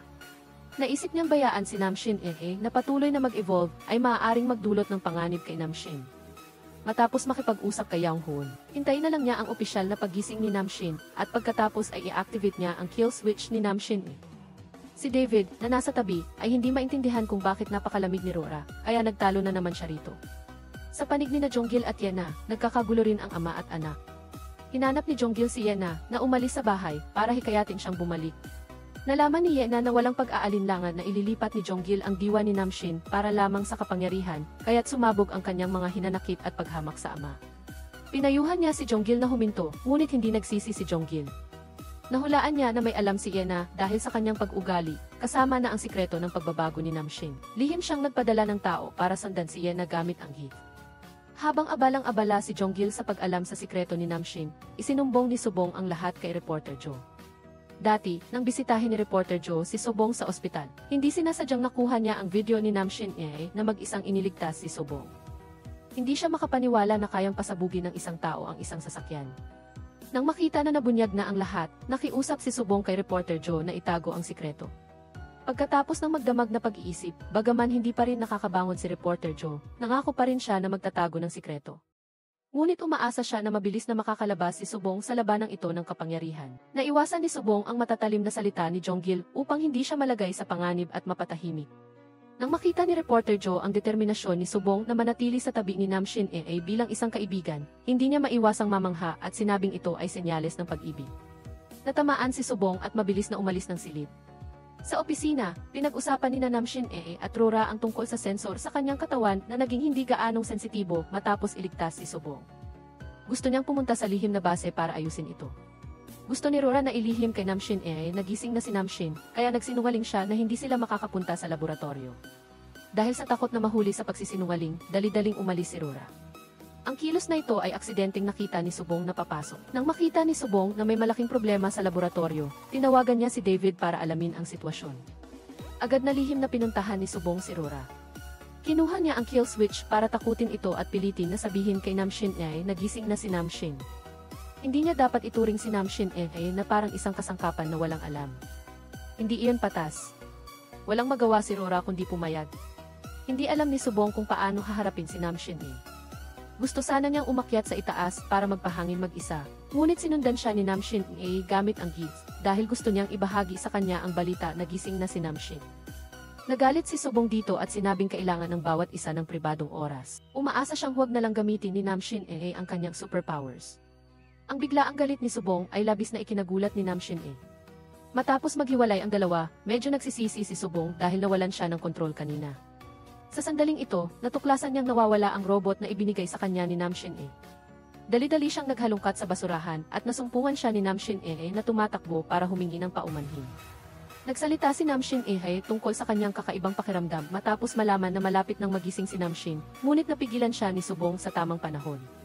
Naisip niyang palaging naunawaan siya ni Subong, kaya gusto rin ni Namshin na maunawaan ang iniisip ni Subong tulad ng isang tao. Binigyan niya si Subong, kay Subong na puno ng mga lihim, isang mahinahon na yakap. Nangako siya na simula ngayon, gagamitin lang niya ang kanyang superpowers kung kailangan ni Subong. Sa gabing ito, natuklasan ni Subong na tunay nga siyang umibig sa matalinong robot na ito. Ang pag-ibig sa pagitan ng tao at robot, at ang kasalukuyang mapanganib na sitwasyon ni Namshin ay nagpahirap kay Subong na huminga. Ang tanging magagawa niya ay magboxing ng tuloy-tuloy para ilabas ang kanyang emosyon. Matapos ilabas ang kanyang emosyon, lihim na nagpa siya si Subong. Kinabukasan, si Subong, para sa kanyang minamahal na si Namshin ay lumuhod at nakiusap kay Rora na alisin ang kill switch, ngunit tinanggihan siya ni Rora. Nagalit si Subong para kay Namshin Sinabi niya na ang taong nagpakaibigan sa pagmamahal ni Rora sa kanyang anak sa loob ng 25 taon ay si Namshin Hindi maaaring maging paborito si Rora at maging ina lamang ni Namshin. Tungkol dito, iginiit ni Rora na hindi siya maaaring maging ina ng dalawa ng sabay. Ang mga salitang ito ay nagpaalis kay Subong na nawawala ng pag-asa. Sa kabilang banda, para iligtas si Namshin sinamantala ni David ang pulong ni Rora sa kumpanya at palihim na pumasok sa laboratorio upang nakawin ang kill switch. Ngunit hindi niya inaasahang itinago na pala ito ni Rora matagal na. Pinuntahan ni David si Namshin Gusto niyang sabihin ang lahat ng katotohanan, ngunit nang makita niya ang sinserong itsura ni Namshin hindi niya kayang magsalita. Sa parehong oras, si Jonggil, gamit ang lokasyon ni Yena, ay nakarating sa lihim na base. Para protektahan si Namshin, walang nagawa si Yena kundi ihayag ang sikreto. Sinabi niya na ang taong nakikipagkita kay Jonggil sa buong panahong iyon ay isang robot, at sinabihan niya si Jonggil na pumunta sa kumpanya para tingnan ng maigi. Pagkatapos, ang kwento ay bumaliktad ng 180 degrees. Ayaw nang mag-alala pa ni Subong, kaya pumasok siya sa silid ng pulong at umamin ng pag-ibig kay Namshin Gusto niya itong isama at tumakas ng malayo. Nagulat si Namshin at hindi pa nakakasagot nang biglang lumitaw si Jonggil. Dala niya ang katawan ni Namshin at inilantad ang pagkakakilanlan ni Namshin bilang isang robot sa mismong lugar. Sa mahalagang sandali, para patunayan ang kanyang pagkakakilanlan, binasag ni Namshin ang baso sa kanyang kamay. Dumaloy ang dugo na nagpapatunay na siya ay isang tao. Lumabas na si Namshin na tao ay nagising na ng maaga. Sa panahon ng kanyang pagkakoma, narinig niya ang lahat. Hindi niya ikinatuwa na ginamit ni Na Aurora at Ji Yang Huon ang robot bilang kapalit niya. Sa oras na ito, si Namshin ay walang tiwala sa anumang nay, maliban sa nagmamahal sa kanya, si Seo Yena. Hiniling niya kay Seo Yena na magpanggap at linlangin ang lahat kasama niya. Bago yun, inutusan niya si Seo Yena na iligaw si Namshin at pagkatapos ay dalhin siya sa bulwagan. Muling ginanap ang pagpupulong, isang palabas ng panunuyo kay Kang Subong na naging dahilan upang mabigo ang sabwatan ni Seo Jonggil. Pagkatapos ng pangyayaring iyon, nahimatay si Namshin dahil hindi kinaya ng kanyang katawan. Nagmadali si Aurora na dalhin siya sa lihim na base para gamutin. Sinisi niya si Seo Yena sa panloloko sa lahat at sa pagpapabaya sa kalusugan ni Namshin, na nagdala sa kanya sa kumpanya. Si Seo Yena ay labis na nag-aalala at tanging makakapagsorry kay Aurora. Nang malaman ni Kang Subong na bumalik na ang tunay na Namshin, natakot siya na i-activate ni Aurora ang power-off switch. Kaya dali-dali niyang tinawagan si Namshin upang kumpirmahin ang lokasyon at sinabihan siya na huwag sasagutin ang tawag ng sinuman. direktang pumunta sa meeting point upang magkita. Hindi alam ni Namshin Ilay kung ano ang nangyari, ngunit nagtiwala siya kay Kang Subong at sumunod. Nang makita ni Kang Subong na ligtas si Namshin Ilay, natatakot siyang niyakap ito at umiyak. Kalaunan, nalaman ni Kang Subong na tumawag si Jae Young Hoon. Nais niyang magpanggap si Namshin Ilay bilang si Namshin na nasa ospital. Mariing tumanggi si Kang Subong. Sa huli, si David pa rin ang umako. Tinitiyak kay Kang Subong na si Namshin Ilay ay pansamantalang magiging maayos. Sa wakas, pilit na pumayag si Kang Subong na dalhin si Namshin Ilay sa ospital. Pansamantalang pinuntahan ni David ang grupo ni Kang Subong sa ospital, pagkatapos ay nakipag-usap ng pribado kay Aurora. Sinabihan niya itong ibigay ang power-off switch. Nang makita ni Aurora na determinado itong maging isang makasariling ina, na nabubuhay lamang para sa kanyang anak na tao, marahas na sinabi ni David ang isang pahayag, "Dati, tinitingnan mo si Namshin Ilay para alalahanin si Namshin. Sana, sa hinaharap, hindi mo tingnan si Namshin at alalahanin si Namshin Ilay." Ang pahayag na ito ay ganap na nagpatumba kay Aurora. Ang kanyang pusong dati parang bato ay nagsimulang mag-alinlangan. Sa kabilang panig, pagdating ni Namshin at Kang Subong sa ospital, tinanong niya si Kang Subong kung bakit siya umiyak kanina, kung dahil ba sa pag-aalala para sa kanyang kaibigan. Ayaw nang magkunwari ni Kang Subong, kaya tapat niyang sinabi ang kanyang pagmamahal. Mas gusto niya si Namshin Ilay kaysa sa isang tao. Pagkatapos magsalita, isinuot niya ang kwintas na iniwan ng kanyang ina sa liig ni Namshin Ilay. Bagamat hindi naunawaan ni Namshin Ilay kung ano ang pagmamahal, nakita niya ang sinseridad sa mukha ni Kang Subong at biglang nakaramdam ng kasiyahan. Dumating si David upang kausapin si Kang Subong. Dahil tumanggi si Aurora na ibigay ang power-off switch, labis na dismayado si David sa pagkawala ng katinuan ni Aurora. Nagpasya siyang makipagtulungan kay Kang Subong upang protektahan si Namshin Ilay. Nagkasundo ang dalawa. Muling nagising si Namshin kinagabihan. Si Aurora ay lumuluha sa harap ng kanyang anak na 25 taon niyang hindi nakita. Hindi niya inaasahan na si Namshin ay walang pakialam. Ipinapalagay niya na si Aurora ay hindi nagmamahal sa kanya, ngunit itinuturing lamang ang robot bilang kanyang anak. Agad pagkatapos, nalaman ni Namshin na si Jae Young Hoon ay laging nasa tabi niya at nagkaroon din ng damdamin para sa robot. Nagsimula siyang magtaka kung ano ang espesyal sa robot na ito. Kinaumagahan, sinimulan ni Kang Subong at David ang kanilang laban upang protektahan si Namshin Ilay. Una, inalis nila ang baterya ni Namshin Ilay upang makipagnegosasyon kay Aurora, hinihiling na ibigay niya kay Kang Subong ang power-off switch. Dahil nanatiling matigas si Aurora, ginamit ni Kang Subong ang taktika ng pagkuha ng panggatong mula sa ilalim ng kaldero. Sinabi niya na mananatili siya sa tabi ni Namshin Ilay, at kung sakaling i-activate ni Aurora ang power-off switch, aalis silang dalawa sa mundong ito ng magkasama. Hindi inakala ni Aurora na si Kang Subong ay gagawin ito para kay Namshin Ilay. Sa huli, ibinigay din niya ang switch kay Kang Subong, umaasa na mananatiling matatag si Kang Subong sa hinaharap tulad ng ngayon. Nalaman ni Namshin na nagkita ng lihim sina Aurora at Kang Subong. Hiniling niya kay Kang Subong na dalhin si Namshin Ilay sa kanya. Bagaman nag-aalala si Kang Subong, naisip niya na magkikita rin ang dalawa sa kalaunan, kaya pumayag siya. Tinitigan ni Namshin ang robot na kahawig niya, at nakaramdam siya ng matinding pagtanggi. Agad pagkatapos nang makita niya, ang mga alaala tungkol kay Aurora sa isip ni Namshin Ilay ay naging kalungkutan. Hindi niya matanggap na sa loob ng 25 taon ay mag-isa siyang naaalala si Aurora, habang ang ina niya ay namumuhay ng masaya kasama ang bago niyang anak. Nang maisip ito, isang tusong plano ang nabuo sa kanyang isip. Matapos makalabas sa lihim na base, dinala ni Kang Subong si Namshin Ilay pauwi. Si Reporter Joe, na laging curious tungkol kay Namshin Ilay, ay sinamantala ang pagkakataon na abutin ang kamay niya. Nais niyang suriin ang katawan ni Namshin Ilay. Ang eksenang ito ay nasaksihan mismo ng ama ni Kang Subong. Nagimbal siya, hindi siya makapaniwala na si Reporter Joe ay naglakas loob na pagtangkaan ang kanyang manugang. Dahil walang magawa, pinapaalis ni Reporter Joe si Namshin Ilay. Pagkatapos ay sinabi kay tatay ni Kang Subong ang tungkol sa pagiging robot ni Namshin Ilay. Hindi talaga naniwala ang tatay ni Kang Subong. Sinabihan niya si Reporter Joe na bilisan ang pag-alis sa kanyang bahay. Kinagabihan, inilatag ni Namshin Ilay ang kumot at unan sa sahig upang matulog. Nag-alala ang tatay ni Kang Subong na baka hindi sanay si Namshin Ilay, na laging sanay sa mainit na kumot at malambot na kutson, kaya kinumutan niya ito at pinong inalis ang relo nito. Kinaumagahan, naubusan ng baterya si Namshin Ilay at nawalan ng malay na ikinagulat ng tatay ni Kang Subong. Sa puntong ito, wala nang nagawa si Kang Subong kundi ibunyag ang pagiging robot ni Namshin Ilay. Nahimatay ang tatay ni Kang Subong sa kinatatayuan niya dahil sa balitang ito. Sumunod ang isang kaguluhan. Matapos magising ang tatay ni Kang Subong, hindi pa rin niya maintindihan kung bakit gusto ng kanyang anak ang isang robot. Nagalit siya at gumamit ng puwersa. Agad na pinigilan ni Reporter Joe ang ama ni Kang Subong at sinabihan itong bilisan ang pagtago kay Namshin Ilay. Paglabas ng dalawa sa kalsada, nakakita si Namshin Ilay ng maraming magagandang babae. Naalala niya na sinabi ni Kang Subong na hindi niya alam kung paano pahalagahan ang kagandahan, kaya seryoso siyang nag-evaluate. Dali-dali siyang pinigilan ni Kang Subong dahil sa selos, ngunit nasuri pa rin siya ng superior na utak ni Nam Shin. Nahihiyang umalis si Kang Subong. Sa oras na ito, nakatanggap ng kahilingan si Nam Shin mula kay Nam Shin. Humingi ito ng tulong kay Nam Shin na makipagkita kay Aurora upang tanungin kung itinuturing ba niya si Nam Shin bilang kanyang anak. Sinabi ni Aurora na mayroon lamang siyang isang anak sa kanyang puso, ay si Nam Shin. Umaasa si Aurora na huwag na siyang hanapin ni Nam Shin. Naaalala ni Nam Shin na nakikinig na noong bata pa siya, nagsalita rin siya ng mga salitang salungat sa kanyang puso para sa kaligtasan ng kanyang ina. Hula niya na si Aurora ay nagsalita ng ganoon upang protektahan si Nam Shin. Nadismaya si Nam Shin at pinatay ang device. Kabaliktaran kay Nam Shin, hindi pinansin ni Nam Shin ang kasinungalingan ni Aurora. Labis siyang nagpapasalamat kay Aurora sa pag-aalaga sa kanya sa mga nakaraang taon. Sinabi niya na palagi niya itong maaalala. Sa harap ng robot na siya mismo ang gumawa, labis na ipinagmamalaki ni Aurora. Namumula ang kanyang mga mata at sinabihan niya si Nam Shin na alagaan ng maayos si Kang Subong sa hinaharap. Nagpaalam ang mag-ina. Sa kabilang panig, napansin ni Kang Subong na nawala si Nam Shin. Naisip niya ang pangako ni Nam Shin na tulungan si Nam Shin, kaya agad siyang tumakbo sa lihim na base. Mapagmataas at bastos na pinukaw ni Nam Shin si Kang Subong dahil gusto niya ang isang hindi tao. Galit na sinagot ni Kang Subong si Nam Shin, ano kung robot si Nam Shin Hindi ka naman talaga tao. Galit na hinawakan ni Nam Shin ang braso ni Kang Subong. Sa sandaling ito, pumasok si Nam Shin at inalis ang kamay ni Nam Shin.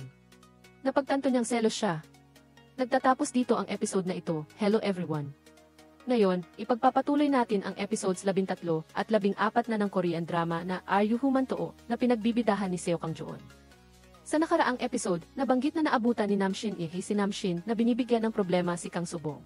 Galit niyang inalis ang kamay ni Nam Shin. Nagsimula siyang magkaroon ng kamalayan sa isang damdamin na tinatawag na selos. Sa oras na ito, umuwi na si Nam Shin kasama si Kang Subong, ngunit muling hinarap siya ng magaspang na pagtrato ng ama ni Kang Subong. Hindi pa rin matanggap ng ama ni Kang Subong ang katotohanang kasama ng kanyang anak na babae ang isang robot. Sinabi niya na walang kwenta si Nam Shin Sa sandaling ito, biglang lumitaw si David bilang ama ni Nam Shin upang protektahan siya. Ang dalawang immature na nasa edad na ay nagtalo ng malakas para sa kanilang mga anak at inilipat pa nila ang kanilang tilarangan ng digmaan sa inuman. Baliw na ipinagmamalaki ng ama ni Kang Subong at ni David ang mga bentahe ng kanilang mga anak at nagkasundo pa silang pigilan ang dalawa na mag-date. Hindi inaasahan, isang pangusap lang mula kay Reporter Joe ang gumising sa kanilang dalawa. Kung nakinig lang sina Kang Subong at Nam Shin hindi sana sila nakaupo dito. Pinayuhan ni Reporter Joe ang dalawa na magtulungan para protektahan ang magkasintahan na ito na hindi tinatanggap ng lipunan. Walang magawa na nagtanong ang ama ni Kang Subong tungkol sa kahinaan ni Nam Shin Ang resulta ay nagpaalala kay David sa kanyang layunin nang dumating siya kaninang umaga. Ang pinakamalaking kahinaan ni Nam Shin ay ang power off switch. Kapag na-activate ang switch, tuluyang mawawala si Nam Shin Nang maisip ito, sinabi ni David kay Kang Subong na hindi niya kayang sirain ang switch, kaya plano niyang humingi ng tulong kay Aurora. Inalo ni Kang Subong si David na hanggat nasa kanila ang switch, walang masamang mangyayari. Sa kabilang panig, naalala ni Nam Shin ang tungkol kay Aurora. Lihim niyang pinuntahan si Nam Shin Labis siyang nagalit kay Aurora. Ngayon, si Nam Shin ay walang tiwala sa sinumang ilay na nasa tabi niya. Sinamantala rin niya ang pagtulog ni Seo Yena upang sagutin ang tawag ni Seo Jong-gil. Pagkatapos ay inimbitahan si Seo Jong-gil sa lihim na base para mag-usap. Tinakot ni Nam Shin si Seo Jong-gil na gagamitin niya si Seo Yena upang maghiganti sa kanya, ngunit ang munting pananakot na ito ni Nam Shin ay walang epekto kay Seo Jong-gil. Tinawanan ni Seo Jong-gil si Nam Shin, sinasabing mas masahol pa siya kay Nam Shin Bago umalis, opisyal na rin niyang tinanggal ang kanyang relasyon bilang ama kay Seo Yena. Pagkatapos ng pangyayaring iyon, nang malaman ni Seo Yena na si Nam Shin ay kusang loob na tinawagan si Seo Jong-gil, nagalit siya kay Nam Shin. Alam ni Nam Shin na malalim ang pagmamahal ni Seo Yena sa kanya, kaya't nais niyang gamitin ang yakap upang aliwin siya. Dahil nakatira si Aurora sa iisang bahay, kasama nila, alam din niya ang tungkol dito. Hindi niya lubos na maunawaan ang iniisip ni Nam Shin at nagdulot pa ito ng matinding sakit ng ulo sa kanya. Nang dumating siya sa kumpanya, nakita niya ang grupo ni Nam Shin sa harap ng gusali, kaya nagkasundo silang magtanghalian. Napansin ni Nam Shin na hindi maayos ang pakiramdam ni Aurora, kaya gumawa siya ng dahilan upang bumili ng gamot sa sakit ng ulo para sa kanya. Sa panahong ito, napakaganda ng performance ni Nam Shin sa team. Siya ay mapagbigay, magiliw at may matinding kakayahan. Ang kanyang pagbibigay ng gamot sa oras na ito ay nakakuha rin ng simpatya mula sa mga miyembro ng team. Sa kalagitnaan ng hapunan, tinawag si Nam Shin ni Jae Young Hoon upang sumama sa pagkain kasama si Chairman Nam Gun Ho. Sino ang mag-aakalang sa susunod na segundo? Ang taong lumabas ay muling naging si Nam Shin. Habang nasa banyo si Chairman Nam Gon-ho, ipinakita ni Namshin ang kanyang pagkatao bilang tao. Hindi inaasahan, si Chairman Nam Gon-ho ay isang mapanuri. Nakita niya na walang suot na charging watch si Namshin, kaya't pinapaalis niya si Jae Young-hoon at nakipag-usap ng ilang usaping pamilya sa kanyang apo. Nagbiro si Namshin na gusto niyang sirain ang kumpanya, ngunit ito ay nanatili sa isip ni Chairman Nam Gon-ho. Matapos ihatid si Chairman Nam Gon-ho, diretsong sinabi ni Namshin kay Jae Young-hoon na ayaw niyang pamahalaan ang kumpanya. Agad na nagalit si Jae Young-hoon. Lahat ng ginagawa niya ay para mapanatili ang posisyon ni Namshin bilang tagapagmana. Ang resulta, si Namshin, hindi niya nakita ang pagmamahal ni Jae Young-hoon, kundi naramdaman pa niya na nais ni Jae Young-hoon na gamitin siya upang umangat sa posisyon. Labis na nagalit si Jae Young-hoon dahil sa pagiging minamaliit. Walang ingat niyang sinabi na si Namshin ay mas masahol pa kaysa kay Namshin eh. Ang pangungusap na ito ay tumama sa sensitibong bahagi ni Namshin. Kahit na agad na humingi ng tawad si Jae Young-hoon, nasaktan pa rin si Namshin at padabog na umalis. Sa panig ni Namshin nakipagtulungan siya sa pagpapalit ng pagkakakilanlan kay Namshin, pagkatapos ay hinintay niya si Namshin sa ilalim ng pangangasiwa ni Seoyana. Kinagabihan, pag-uwi ni Namshin nakita niya si Jae Young-hoon na umiinom upang mawala ang kanyang kalungkutan. Parehong nababagabag ang dalawa dahil kay Namshin. Habang nag-uusap, gusto ni Namshin na malaman kung paano haharapin ang mga hiling na ginawa ni Namshin. Dahil nasaktan si Jae Young-hoon kay Namshin, sinabi niya kay Namshin na gawin ang sa tingin niya ay tama. Sumunod, tinawag si Namshin upang kausapin si Chairman Nam Gon-ho. Hindi mapakali si Chairman Nam Gon-ho tungkol kay Namshin Gusto niyang malaman kung ano ang iniisip ni Namshin tungkol sa posisyon ng chairman. Ang sagot ni Namshin ay lubos na ikinatuwa ni Chairman Nam Gon-ho dahil kung gusto ni Namshin ang isang bagay, makukuha niya ito ng walang anumang pagsisikap. Kaya't hindi na niya kailangang mag-isip. Sa puntong ito, ipinahayag ni Chairman Nam Gon-ho ang kanyang pagnanais na gawing kanyang apo si Namshin Tila gusto na niyang talikuran si Namshin. Kinaumagahan, nakita ni Kang Subong na magdamag na natulog ang kanyang ama sa sahig. Alam niyang nag-aalala pa rin ang kanyang ama tungkol sa kanila ni Namshin Umiiyak niyang sinabi na hindi sila maghihiwalay. Walang magawa ang kanyang ama sa kanyang anak. Sa harap ng katatagan ng kanyang anak, unang bumigay ang ama ni Kang Subong. Sinabi niya na hindi na niya pipigilan ang kanilang pagmamahalan at umaasa rin siyang poprotektahan ni Kang Subong ang kanyang sarili. Sa kabilang panig, pinuntahan ni Namshin si Namshin tungkol sa pagpaparetiro nito kay Kang Subong. Ang kanyang mga salita ay puno ng pagnanais na protektahan si Kang Subong. Hindi naging masaya ang pag-uusap na ito. Si Namshin, na likas na mapagmataas, ay hindi pinapayagan si Namshin na hamakin ang kanyang otoridad. Nagalit siya, dahil sa labanan, nasugatan ang mukha ni Namshin Sa mata ng ibang tao, si Namshin ay tila baliw at nagkakaproblema. Tungkol naman kay Namshin mismo, ang hindi maitatangging dahilan ay nagmula sa kanyang mga karanasan sa buhay sa nakalipas na 25 taon. Noon, ginamit ni Chairman Nam Gon-ho ang buhay ni Aurora upang pilitin siyang manatili. Sa mga taong ito, kinailangan niyang mamuhay sa isang malamig na pamilya ng mayayaman. Nang lumaki siya, nalaman ni Namshin na ang pagpanaw ng kanyang ama ay hindi aksidente. Lubos niyang namimiss si Aurora, ngunit nang malaman niyang ang pagmamahal ni Aurora na dapat ay para sa kanya ay napunta sa anak na robot, naramdaman ni Namshin na parang siya ay itinakwil. Labis siyang nabalisa sa loob. Kaya, pagkatapos niyang magising, mayroon na siyang prejudice kay Namshin at ang pangyayaring ito ay nagdulot sa kanya ng labis na pagkapahiya. Nahihirapan si Aurora sa pagitan ng kanyang dalawang anak. Matapos ayusin si Namshin dali-dali siyang bumalik upang aliwin si Namshin. Ngunit si Namshin ay walang pakialam, sinabi niya kay Aurora na dapat niyang itigil ang pag-iisip na iyon. Pagkatapos ng lahat, ang kanyang pagkukulang sa loob ng 25 taon ay hindi madaling mabayaran. Kasabay nito, sinabi ni Chairman Nam Gon-ho kay Jae Young-hoon ang tungkol sa kanyang pagpupondo sa proyekto ng pananaliksik at pagpapaunlad ng Namshin Naniniwala si Chairman Nam Gon-ho na ang robot ay makakatulong sa korporasyon na makamit ang higit pa. Ang tanging bagay na nagbibigay sa kanya ng sakit ng ulo ay ang tungkol sa tagapagmana. Narinig ni Jae Young-hoon na nais ni Chairman Nam Gon-ho na palitan ni Namshin si Namshin. Agad siyang nagmamadali upang ipaalam kina Namshin at Namshin na maghalinhinan sa pagpunta sa kumpanya upang makita ni Chairman Nam Gon-ho ang kakayahan ni Namshin. Pagkatapos noon, upang hindi matuklasan ang paghalinhinan, kinausap ni Jae Young-hoon si Kang Subong tungkol dito. Si Kang Subong ay may sariling pag-iisip. Nag-alala siya na hindi papayagan ni Chairman Nam Gon-ho si Namshin na umalis sa hinaharap, kaya sumang-ayon siya kay Jae Young-hoon.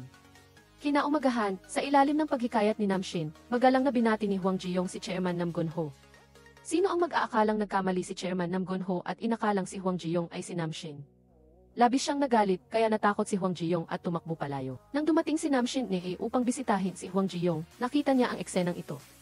Hula niya na talagang may Alzheimer's disease si Chairman Nam Gon-ho, kaya hiniling niya itong magpasuri sa ospital at nangako siyang itatago ang sekreto. Naniniwala ang doktor na posibleng may Alzheimer's disease si Chairman Nam Gon-ho. Nang malaman ni Chairman Nam Gon-ho ang kanyang sakit, agad niyang gustong ipasa ang kumpanya kay Nam Shin-e. Napansin ni Nam Shin-e na si Chairman Nam Gon-ho ay nakikipagsabwatan na kay David mula pa sa simula, kaya direkta niya itong tinanggihan. Sa panig ni Nam Shin, pumunta siya sa kumpanya upang magtrabaho, pagkatapos ay palihim na hinalughog ang mga gamit ni Kang Subong at Ji Young-hoon. Halata na mayroon silang itinatago. Ang resulta, hindi pa rin niya nakita ang kanyang hinahanap. Tinawag siya upang magpulong kasama ang Research and Development Team. Dahil sa natatanging kakayahan ni Nam Shin-e sa trabaho at madalas niyang paglilibre ng pagkain, naging napakagaan ang atmosfera sa pagitan ng mga empleyado. Hindi matagalan ni Nam Shin ang suporta ng mga empleyado kay Nam Shin-e, kaya galit niyang pinutol ang pulong. Si Nam Shin ay kagagaling lamang at hindi pa lubusang nakakabawi. Pinigilan niya ang kanyang pagkabalisa upang hanapin ang isang larawan sa opisina, ngunit bago pa man niya matawagan, siya ay bumagsak. Dinala ni Kang Subong si Nam Shin pauwi upang magpahinga, ngunit sa halip ay naging sanhi ito ng direktang paghaharap ni Nam Shin at Nam Shin-e. Alam ni Nam Shin na ang tanging taong makakagawa kay Nam Shin-e. Ang tanging nagmamalasakit kay Nam Shin-e ay si Kang Subong, kaya't sinadya niyang pukawin ito, sinabing si Kang Subong ay nasa kanyang silid.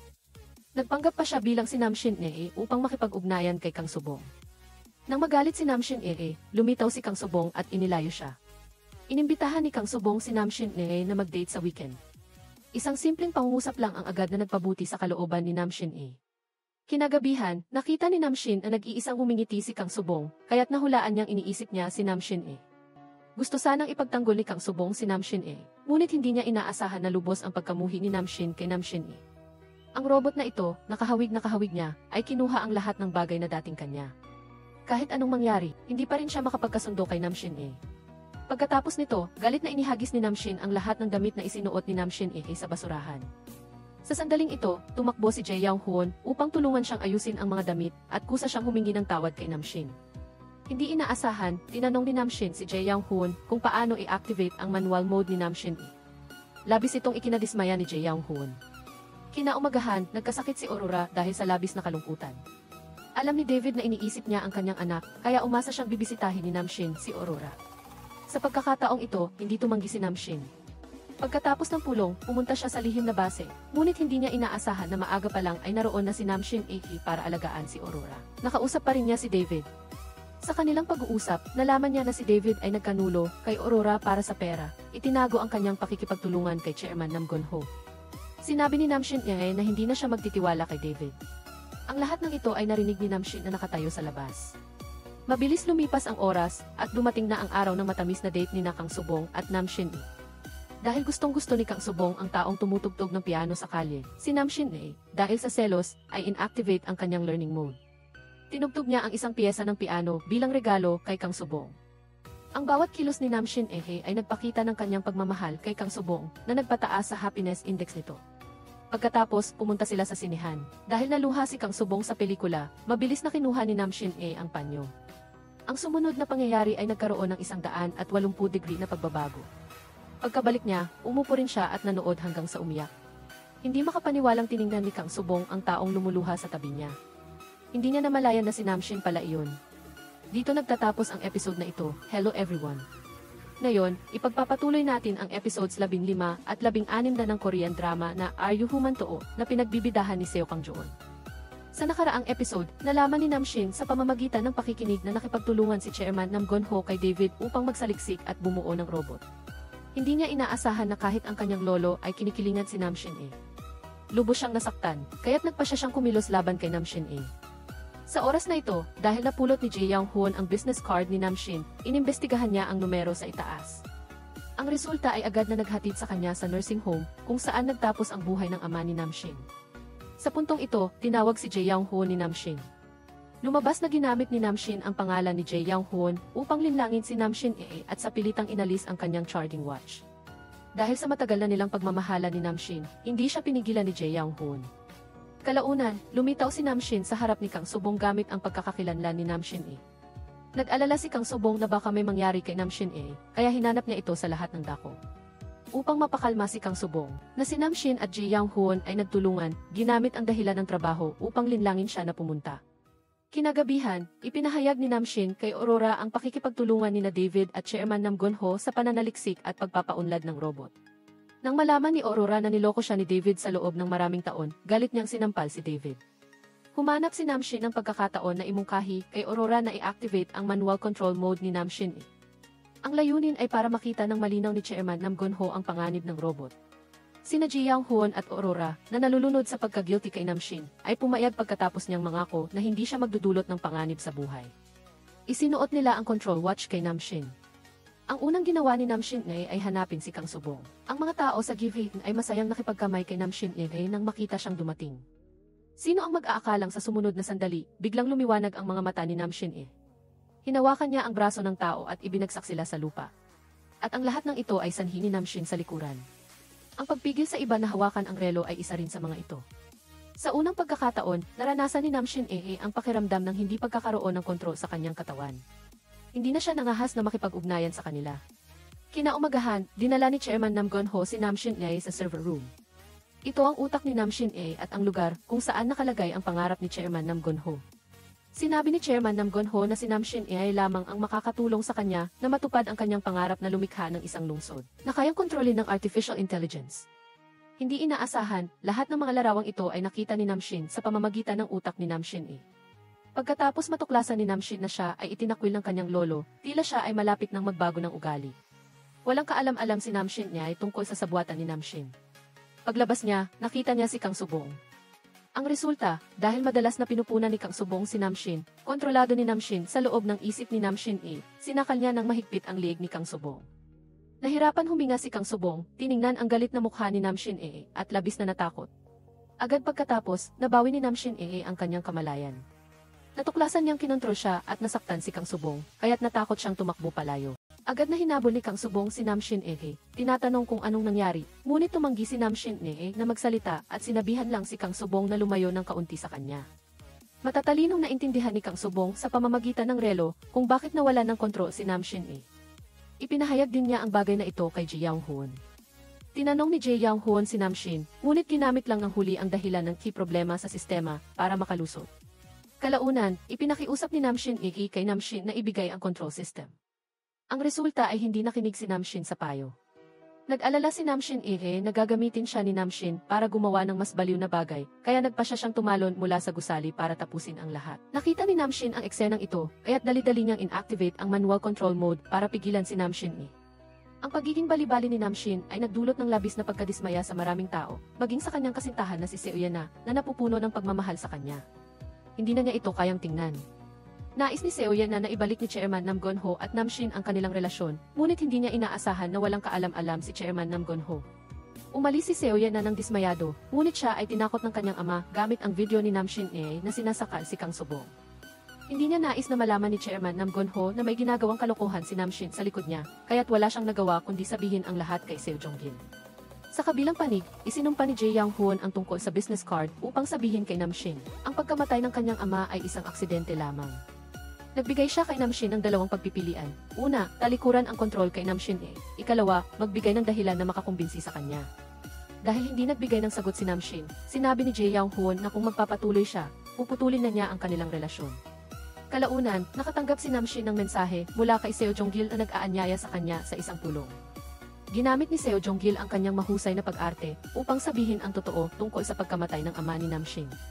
Sa simula, sa ilalim ng utos ni Chairman Nam Gon-ho, ikinulong ni Seo Jong-gil ang ama ni Namshin sa isang nursing home. Kaya, tumakas ang ama ni Namshin dahil gusto niyang makita ang kanyang asawa at anak at siya ay nasagasaan at namatay. Bukod pa rito, binigyan din ni Seo Jong-gil si Namshin ng isang audio recording. Nag-away si Chairman Nam at ang ama ni Namshin. Alam ni Chairman Nam na kinamumuhian ni Namshin si Namshin kaya sinabi niya na ang kanyang relasyon sa ama ni Namshin ay isang kompetisyon din upang hindi matulad si Namshin sa ama niya. Galit na ipinakita ni Ji Young-hoon ang kanyang katapatan, ngunit sa totoo lang, gusto ni Ji Young-hoon na pukawin si Namshin upang kamuhian si Chairman Nam, at mula doon ay makikinabang siya. Mabilis na natupad ang plano ni Ji Young-hoon. Nalaman ni Namshin sa pamamagitan ng recording na hindi nag-atubiling saktan ni Chairman Nam ang kanyang ama para sa kumpanya. Ang isang taong may pabigla-biglang ugali tulad niya ay nagpunta upang hanapin si Chairman Nam sa gabing iyon. Hiniling niya sa chairman na ibigay sa kanya ang kumpanya. Hindi lamang hindi sumang-ayon si Chairman Nam, kundi binalaan din niya si Namshin na huwag gumawa ng hangal na bagay tulad ng kanyang ama. Hindi niya inaasahan na ang mismong pahayag na ito ang lubos na nagpagalit kay Namshin. Sa panig ni Namshin nakatanggap siya ng kahilingan na makipagkita kay Kang Subong. Hindi mahanap ni Kang Subong si Namshin at umiiyak na sinabing namimiss niya ito. Hindi mapigilan ni Namshin ang pag-aalala para kay Kang Subong, kaya tumakbo siya patungo rito. Ngunit sa sandaling akmang yayakapin niya si Kang Subong, muling kinontrol ni Namshin ang kanyang katawan.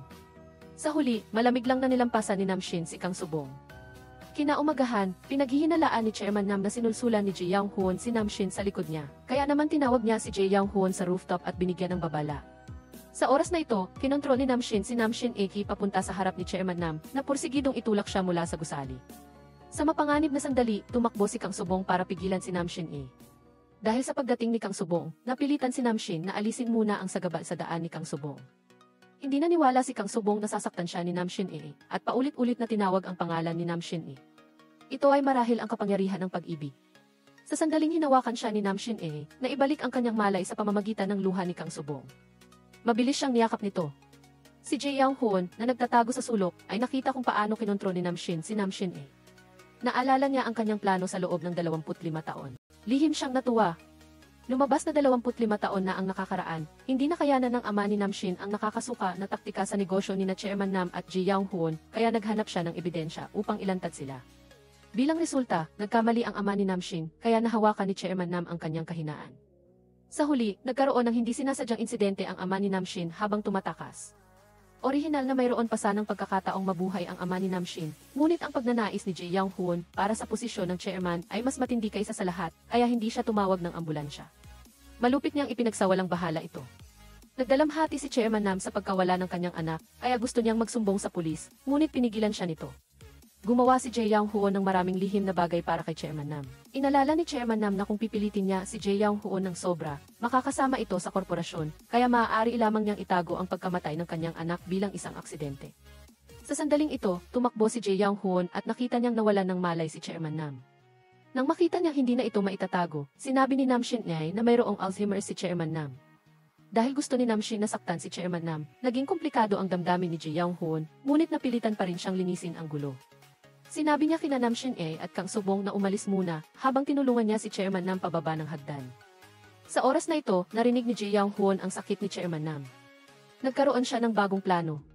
Alam niyang wala ng mukha si Namshin ngayon. Nahaharap kay Chairman Nam at sa grupo ni Ji Young Hoon, nagpanggap si Ji Young Hoon na mabait at kinukop si Namshin na walang mapuntahan. Kasabay nito, sinabi niya kay Namshin ang tungkol sa sakit ni Chairman Nam. Ngunit hindi rin ganoon kadaling dayain si Namshin. Dahil gusto niyang gamitin ang kapangyarihan ni Ji Young Hoon upang ayusin si Namshin kusang loob na nagpagamit si Namshin kay Ji Young Hoon. Gaya ng inaasahan ni Ji Young Hoon, labis na nadismaya si Chairman Nam kay Namshin. Nararamdaman niyang hindi karapat-dapat si Namshin na maging apo niya. Agad na nagsalita si Ji Young Hoon at pinuna si Chairman Nam. Ang dahilan kung bakit naging ganito si Namshin ay tiyak na may kaugnayan kay Chairman Nam. Patuloy na naging matatag si Chairman Nam. Gusto niyang gawing tagapagmana si Namshin kaya tinawagan niya si Namshin at nakiusap na kunin ang pamamahala sa korporasyon. Sa sandaling ito, lumitaw si Namshin at inagaw ang telepono ng chairman. Pinilit niya ang chairman na pirmahan ang kasunduan sa paglilipat ng shares dahil gusto niyang kunin ang pinahahalagahan ni Chairman Nam. Sa kritikal na sandali, nakatanggap ng tawag si Ji Young Hoon mula kay Nam Hoyon, kaya dali-dali siyang tumakbo. Nakita ni Ji Young Hoon na pinipilit ni Namshin si Chairman Nam. Nagalit siya at tumakbo upang hilahin si Namshin para mag-away. Sa gitna ng kaguluhan, patuloy na naging matigas ang ulo ni Namshin. Naghiwalay silang dalawa sa gitna ng hindi pagkakaunawaan. Kinagabihan, tuluyan nang nagdilim ang pagkatao ni Namshin. Tumakbo siya upang hanapin si Ji Young Hoon at humingi ng tulong. Nang malaman ni Aurora na may balak si Namshin na saktan si Chairman Nam, nakaramdam siya ng lamig sa puso. Kumapit pa rin siya sa huling pag-asa at nakiusap kay Namshin na bumalik sa Seoul kasama niya. Ngunit hindi pinakinggan ni Namshin ang sinabi ni Aurora. Sinabi niya na kung talagang gusto ni Aurora ang kanyang ikabubuti, kailangan niyang ganap na sirain si Namshin Kinabukasan, sa tulong ni Ji Young Hoon, matagumpay na pinilit ni Namshin si Chairman Nam na pirmahan ang kasunduan sa paglilipat ng shares, pagkatapos ay dinala siya sa nursing home. Ngunit hindi niya inaasahan na tinawag ni Ji Young Hoon sina Namshin at Kang Subong. Gusto niya silang magtulungan laban kay Ji Young Hoon. Sa sandaling ito, si Nam Shin-nae, dahil halos saktan niya si Chairman Nam, nagkaroon siya ng trauma. Ngunit nang makita niya itong mahina at walang magawa, naglakas loob pa rin siyang lumapit at yakapin ito. Umaasa si Jae Young-hoon na tutulong si Nam Shin-nae, ngunit medyo nawala ng pag-asa si Nam Shin-nae. Natatakot ang isang mabait na tao na tulad niya na muli siyang makakasakit ng tao. Pinayuhan ni Kang So-bong si Nam Shin-nae na huwag sisihin ang sarili dahil sa pagkakamali ng tao. Sundin lang daw niya ang kanyang sariling isip. Kahit na hindi mabuting tao sina Chairman Nam at Nam Shin, lubos niyang susuportahan si Nam Shin-nae na kumampi kay Chairman Nam. Pagkatapos mag-usap ang dalawa, nagpasya silang tulungan si Jae Young-hoon. Kaya, unang pinuntahan ni Nam Shin-nae si Nam Ho-yeon at ang mga miyembro ng Research and Development Team. Malinaw niyang sinabi ang kanyang pagkakakilanlan bilang isang robot at humingi ng tulong upang mabawi ang kumpanya. Kalaunan, dumating si David sa server room upang kunin ang switch ng power off, nagkataong nakasalubong niya si Nam Shin. Sa kanilang pag-uusap, inihayag ni Nam Shin ang kanyang pagkapuot kay Aurora. Hindi na nakatiis si David, kaya sinabi niya kay Nam Shin ang mga bilin ni Aurora. Ang mga patakarang isinulat ni Aurora para kay Nam Shin ay may kaugnayan kay Nam Shin, kasama na ang puso ni Aurora. Umaasa siyang hindi na masama ang sabihin ni Nam Shin kay Aurora. Kinagabihan, upang hindi mapunta ang kumpanya sa kamay ni Nam Shin, nakipagkita si Jae Young-hoon sa abogado sa nursing home upang baguhin ang kontrata. Nang makita ni Jae Young-hoon ang eksenang ito, dali-dali siyang tumakbo sa nursing home. Gusto niyang malaman kung ano ang pinaplano ni Jae Young-hoon. Sa nursing home, narinig ni Jae Young-hoon na bastos ang pananalita ni Jae Young-hoon kay Chairman Nam. Nagkamali siya sa pag-aakala na kumampi si Jae Young-hoon kay Nam Shin. Sa katotohanan, ito ay isang taktika ni Jae Young-hoon. Sadyang nagpakawala siya ng impormasyon kay Jae Young-hoon, pagkatapos ay pinapanggap si Nam Shin-nae bilang si Nam Shin upang mapababa ang pagbabantay ni Jae Young-hoon. Kinabukasan, ipinahayag ni Jae Young-hoon na hawak na ni Nam Shin ang posisyon ng chairman ng kumpanya bago ang pulong ng mga shareholders. Kasabay nito, ipinakilala niya ang plano para sa Gai City at self-driving cars. Ngunit sa sumunod na sandali, agad siyang sinampal ni Jae Young-hoon sa lugar. Diretsong sinabi ni Jae Young-hoon na ang mga proyektong ito ay pag-aari ng isa pang Nam Shin. Ginawa niyang pagkakataon ito upang ipakilala si Nam Shin sa publiko. Pagkatapos noon, inihayag ni Nam Shin-nae ang kanyang pagkakakilanlan bilang isang robot. Nagtatapos ang episode na ito. Hello sa lahat, ipinagpapatuloy natin ngayon ang episodes 17 at 18 ng Korean drama na Are You Human To? Na pinagbibidahan ni Seo Kang-joon. Sa pagpapatuloy ng kwento mula sa nakaraang episode, inihayag ni Nam Shin-nae ang kanyang pagkakakilanlan bilang isang robot sa harap ng mga shareholders upang tulungan si Jae Young-hoon na mapanatili ang kumpanya, na opisyal na nagdeklara ng gyera laban kay Jae Young-hoon. Sa sandaling ito, inilathala ni Reporter Joe ang balita tungkol sa pagliligtas ni Nam Shin-nae sa mga nasusunog at ang pagpigil niya sa sasakyan gamit ang kanyang mga kamay. Upang lumikha ng isang imahe ng bayaning robot para kay Nam Shin-nae, ang balitang ito ay mabilis na kumalat at nagdulot ng malaking ingay. Lahat ng shareholders na dumalo sa pagpupulong ay nakatanggap ng balita at nagbago ang tingin nila kay Nam Shin-nae. Sinamantala ni Nam Shin-nae ang momentum. Ginagamit niya ang kanyang mga kakayahan upang ipakilala ang emergency vehicle at ang plano para sa Gai City sa perpektong paraan na ikinatuwa at pinalakpakan ng lahat ng naroroon. Pagkatapos ng press conference, matagumpay na nakuha ni Nam Shin-nae at Jae Young-hoon ang pamamahala sa kumpanya. Hindi inakala ni Nam Shin na aagawin ni Jae Young-hoon ang kumpanya mula sa kanya. Sa sobrang galit, sinampal niya si Jae Young-hoon at hiniling na ipaliwanag ang lahat. Ngunit labis na nadismaya si Jae Young-hoon sa kanya, kaya't malamig siyang umalis doon. Sobrang na-stimulate si Nam Shin kaya nawalan siya ng malay. Dinala siya ni na Aurora at Seo na pauwi para magpahinga. Nag-aalala si Aurora na hindi magsasama sina Nam Shin at Nam Shin-nae, kaya pinayuhan niya si Nam Shin na bumalik sa Seoul at manirahan kasama niya, ngunit tumanggi si Nam Shin. Sa panig ni Nam Shin-nae, dahil sa mga nangyari sa internet, nagdulot ito ng malaking problema sa kanya. Dumagsa ang media para mag-interview. May reporter na nagtanong tungkol sa relasyon ni Nam Shin-nae at Kang So-bong. Agad na niyakap ni Nam Shin-nae si Kang So-bong para patunayan ang chismis tungkol sa kanilang pag-ibig. Bumalik silang dalawa sa Gifi, sinabi ni Nam Shin-nae na wala na siyang mapuntahan, kaya gusto niyang manatili doon. Ang kaawa-awang hitsura ni Nam Shin-nae, ayaw pa sana ni Kang Jae-sik na pumayag, ngunit naawa siya sa malungkot na itsura ni Nam Shin-nae. Sa huli, pinayagan niya itong manatili. Kinabukasan, nang malaman ni Jae Young-hoon na natanggal siya sa posisyon, inilabas niya ang kanyang alas. Ginamit niya ang video ni Nam Shin-nae na umaatake kay Kang So-bong para takutin si Jae Young-hoon. Ngunit hindi inaasahan na hindi ito pinansin ni Jae Young-hoon. Dahil walang makapagpapatunay kung si Nam Shin o Nam Shin-nae ang nasa video, hindi tinanggap ni Jae Young-hoon ang resulta na ito. Sumigaw siya kay Jae Young-hoon. Sa huli, hinila siya palabas ng mga security guard. Sa oras na ito, tinawag din ni Aurora si Nam Shin para magkita. Malalim na naramdaman ni Aurora na nasaktan niya si Namshin, kaya humingi siya ng tawad tungkol sa switch ng power off. Naiintindihan ni Namshin ang nararamdaman ni Aurora. Para kay Namshin, malumanay niyang inalo si Aurora at nagkabati ang mag-ina na para bang bumalik sa dati. Kalaunan, nakuha ni Namshin at Kang Subong ang switch ng power off mula kay David. Lihim na sinabi ni David kay Kang Subong na bukas ang araw ng paglikha kay Namshin kaya maaaring batiin nila siya ng kaarawan. Sa oras na ito, hindi pa nila alam na dahil sa sobrang atensyon kay Namshin ngayon, ang video na binabanggit nila ang switch ng power off ay lihim na kinukunan ng reporter. Sa kabilang banda, dumating si Namshin sa nursing home. Kinuwestiyon niya si Chairman Nam kung bakit niya ibinigay ang shares kay Ji Young-hoon. Ngunit hindi inaasahan na sumumpong ang Alzheimer's ni Chairman Nam. Ikinagulat niya ang pagkalito ni Chairman Nam sa kanya bilang si Namshin na nagbunyag ng tungkol sa switch na makakasira kay Namshin Nang malaman ni Namshin ang kahinaan ni Namshin mabilis niyang naisip na saktan ito. Gusto niyang humingi ng tulong kay Seo Yena, ngunit tinanggihan siya nito. Sa huli, nagkataong nakita ni Namshin ang video sa internet. Nalaman niya na naibalik na ni Namshin ang switch sa bahay. Kinabukasan, upang maghanda ng sorpresa sa kaarawan ni Namshin hiniling ni Kang Subong sa kanyang ama na iligaw si Namshin Masunuring sumama si Namshin sa tabi ng ama ni Kang Subong. Sinamantala niya ang pagkakataon na ipahayag ang kanyang katapatan, ngunit nakapag-isip ng malalim ang ama ni Kang Subong. Sinabi niya kay Kang Subong na gawin ang kanyang naisip at huwag masyadong mag-isip. Sa oras na ito, masiglang naghintay si Namshin kay Kang Jae-sik na kunin ang kwintas na ipinagawa. Nang makita ni Kang Jae-sik ang dalawang magkaparehong kwintas, agad niyang naintindihan ang damdamin ni Namshin para kay Kang Subong.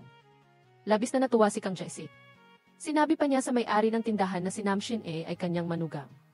Lubos na nasiyahan si Namshin sa titulong ito ng manugang. Hindi niya alam na malapit na siyang humarap sa panganib. Sa oras na ito, dinala ni Namshin si Seo Yena upang kunin ang switch. Hindi napigilan ni Seo Yena si Namshin. Nang akmang susunod siya, dinakip siya ng mga taong ipinadala ni Jae Young-hoon. Samantala, naging maayos ang pagpapatuloy ni Namshin. Matagumpay niyang nakuha ang switch sa restaurant. Si Namshin ay masayang kumakain kasama ang pamilya at kaibigan ni Kang Subong. Hindi niya inaasahan na sa sumunod na sandali ay makakatanggap siya ng mensahe mula kay Namshin. Hawak ni Namshin ang switch at naghihintay sa kanya sa labas. Nang makita ito ni Namshin naintindihan niya na gusto siyang sirain ni Namshin. Orihinal niyang gustong bumalik upang magpaalam kay Kang Subong. Ngunit nang malaman niyang naghahanda sila ng sorpresang kaarawan para sa kanya, umatras siya. Sa sandaling ito, inakala ni Kang Subong na gustong ipagdiwang ni Namshin ang kanyang kaarawan kasama si Aurora, kaya sinundan niya ito at hiniling kay Namshin na isuot ang kwintas para sa kanya. Lubos na naantig si Namshin kaya hinalikan niya ito, at ginamit ang "mahal kita" upang paiyakin si Kang Subong. Sa kabilang banda, ikinulong ni Jae Young-hoon si Seo Yena sa isang silid na may nakakabit na eavesdropping device. Mayroon ding mga security guard na nagbabantay sa pinto. Hindi makatakas si Seo Yena, kaya tinawagan niya si Aurora at sinabi rito na lihim na kinuha ni Namshin ang switch ng power off upang sirain si Namshin. Ngunit hindi inaasahan na nalaman ni Jae Young-hoon ang balitang ito sa pamamagitan ng eavesdropping device. Dali-dali siyang sumunod. Malapit na namang magsimula ang labanan. Sa oras na ito, dumating na si Namshin sa inabandonang pagawaan, tulad na napagkasunduan nila ni Namshin. Alam niyang hindi niya mapapaniwala si Namshin, kaya kalmado siyang humarap sa kamatayan. Sa sandaling ito, tumakbo si Aurora upang pakiusapan si Namshin na patawarin si Namshin Nang makita ni Namshin ang matinding pagmamahalan ng mag-ina, lalo siyang nagalit. Inactivate niya ang switch at umalis. Nagmamadali ang mga pangyayari. Nang makita ni Aurora na walang malay si Namshin dali-dali siyang kumuha ng chip at ikinabit ito sa kanya. Ito ang chip na ginawa ni Aurora upang sirain ang switch. Bagaman hindi pa ito kumpleto, pagkatapos ikabit, nagising si Namshin ngunit hindi pa siya makagalaw. Sa sandaling ito, lihim na pumasok si Jae Young-hoon at nagdulot ng gulo. Ibinato niya ang isang metal na kahon sa kanila. Sa sandaling ito, talagang itinuring ni Aurora si Namshin bilang kanyang anak. Ginawa niya ang lahat upang iligtas ito. Hindi sumuko si Jae Young-hoon. Agad siyang nagsumbong sa pulis, sinasabing nakasakit ang robot ng tao. Mabilis na kumalat sa internet ang balita na pinaghihinalaan si Namshin na nakasakit ng tao. Dali-daling pumunta sina Kang Subong at David sa lugar. Agad nilang dinala si Namshin Kinagabihan, nabalitaan ni Namshin mula kay Jae Young-hoon na namatay na si Aurora. Gulat siyang pumunta sa punerarya. Sa wakas, naintindihan niya na ang pinakamamahal niyang ina ay pumanaw na. Naalala ni Namshin ang pagmamahal at proteksyon na ibinigay sa kanya ni Aurora. Hindi niya napigilan ang umiyak. Kabilang din sa nagdadalamhati para kay Aurora si Namshin Dinala si Namshin ni Kang Subong sa isang ligtas na lugar, ngunit naramdaman niya na sinaktan niya si Aurora. Paulit-ulit na nagre-replay sa kanyang isip ang eksena ng pagkamatay ni Aurora. Masakit ang loob na niyakap ni Kang Subong si Namshin A. Buong tatag siyang nanatili sa tabi nito. Sa kabilang banda, nang makita ni Seo Yan na ang balita ng pagkamatay ni Aurora, agad niyang nahulaan na ito ay pakana ni Jae Young Hoon. Sa sandaling ito, pinuntahan ni Jae Young Hoon si Seo Yan na. Umaasa siyang pumunta ito sa ibang bansa upang makalimutan si Namshin. Habang nagpapanggap si Seo Yan na sumasang-ayon, lihim niyang ipinasok ang kanyang telepono sa sofa. Sa sumunod na panahon, ni-record niya ang balak ni Jae Young Hoon na kidnapin si Namshin at ang pananakot kay Jae Young Hoon upang ibigay ang shares. Kinabukasan, muling na-activate ang switch ni Namshin. Lumabas na hindi pa pala kumpleto ang chip. Sa ngayon, pampalawig lang ang epekto nito. Nagmamadali si David na ayusin ni Namshin A ang issue sa switch. Ngunit si Namshin A ay nakatuon lamang sa bilin ni Aurora na magpaalam kay Namshin, kaya inischedule niya ang kanilang pagkikita. Gayunpaman, hindi nila alam na si Namshin ay dinakip ng mga tauhan ni Jae Young Hoon habang papunta. Sa oras na ito, ginamit ni Jae Young Hoon ang kaligtasan ni Namshin upang pilitin si Jae Young Hoon na ibigay ang mga shares. Para kay Namshin, napilitan si Jae Young Hoon na pirmahan ang kasunduan sa paglilipat ng shares. Nagmamadali siyang lumabas para iligtas si Namshin. Ngunit bago pa man siya makalabas ng kumpanya, dinala na sila ng pulis dahil sa hinalang pumatay. Sa kritikal na sandali, ibinigay ni Seo Yan na ang recording sa pulis upang patunayan na si Jae Young Hoon ang mastermind. Pinalaya si Jae Young Hoon, agad siyang nakipag-ugnayan kay Namshin upang iligtas si Namshin. Sa puntong ito, papalapit na ang oras ng pag-activate ng switch. Nag-aalala si Kang Subong na may mangyaring masama kay Namshin A, kaya buong giting siyang sumama. Para kay Kang Subong, anuman ang mangyari, hindi niya maaaring iwanan si Namshin A sa ganitong pagkakataon. Sa huli, kasama si Kang Subong, nakarating si Namshin A sa lokasyon ni Namshin. Nagtulungan silang dalawa ng maayos. Bago pa man paputukan ni Jae Young Hoon si Namshin, nailigtas na nila ito. Si Namshin ay nalulunod pa rin sa pagkamatay ni Aurora. Buong katawan niya ay nanlalambot. Sa oras na ito, sinabi ni Namshin A sa kanya ang huling habili ni Aurora at humingi ng paumanhin dahil muling naiwan siyang mag-isa. Ang pahayag na ito ay lubos na nagpabagsak kay Namshin.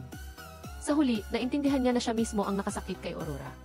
Sinabi ni Namshin A kay Kang Subong na dalhin muna si Namshin. Mag-isa siyang naiwan upang harapin si Jae Young Hoon. Ngunit pinigilan siya ng kanyang mga prinsipyo na saktan ang tao. Kaya, maaari lamang niyang bigyan ng babala si Jae Young Hoon. Matapos ang sunod-sunod na pagkilos ni Namshin A, dahil malapit na siyang masira, bumaba rin ang kanyang enerhiya. Sa puntong ito, si Namshin A ay hindi na isang robot na walang damdamin. Sa huling sandali ng kanyang buhay, labis siyang gustong makita si Kang Subong. Dali-daling inactivate ni Namshin A ang function ng paghahanap ng lokasyon upang mahanap si Kang Subong. Ang dalawang nagmamahalan ay nagkaroon ng koneksyon sa isip. Nang malaman ni Kang Subong na paparating ang pulis, sinabi niya kay Namshin na manatili sa kanyang lugar habang siya ay pupunta upang hanapin si Namshin A. Nakalulungkot, bagaman nagtatakbuhan sila Kang Subong at Namshin A patungo sa isa't isa, hindi ito nagkaroon ng magandang resulta.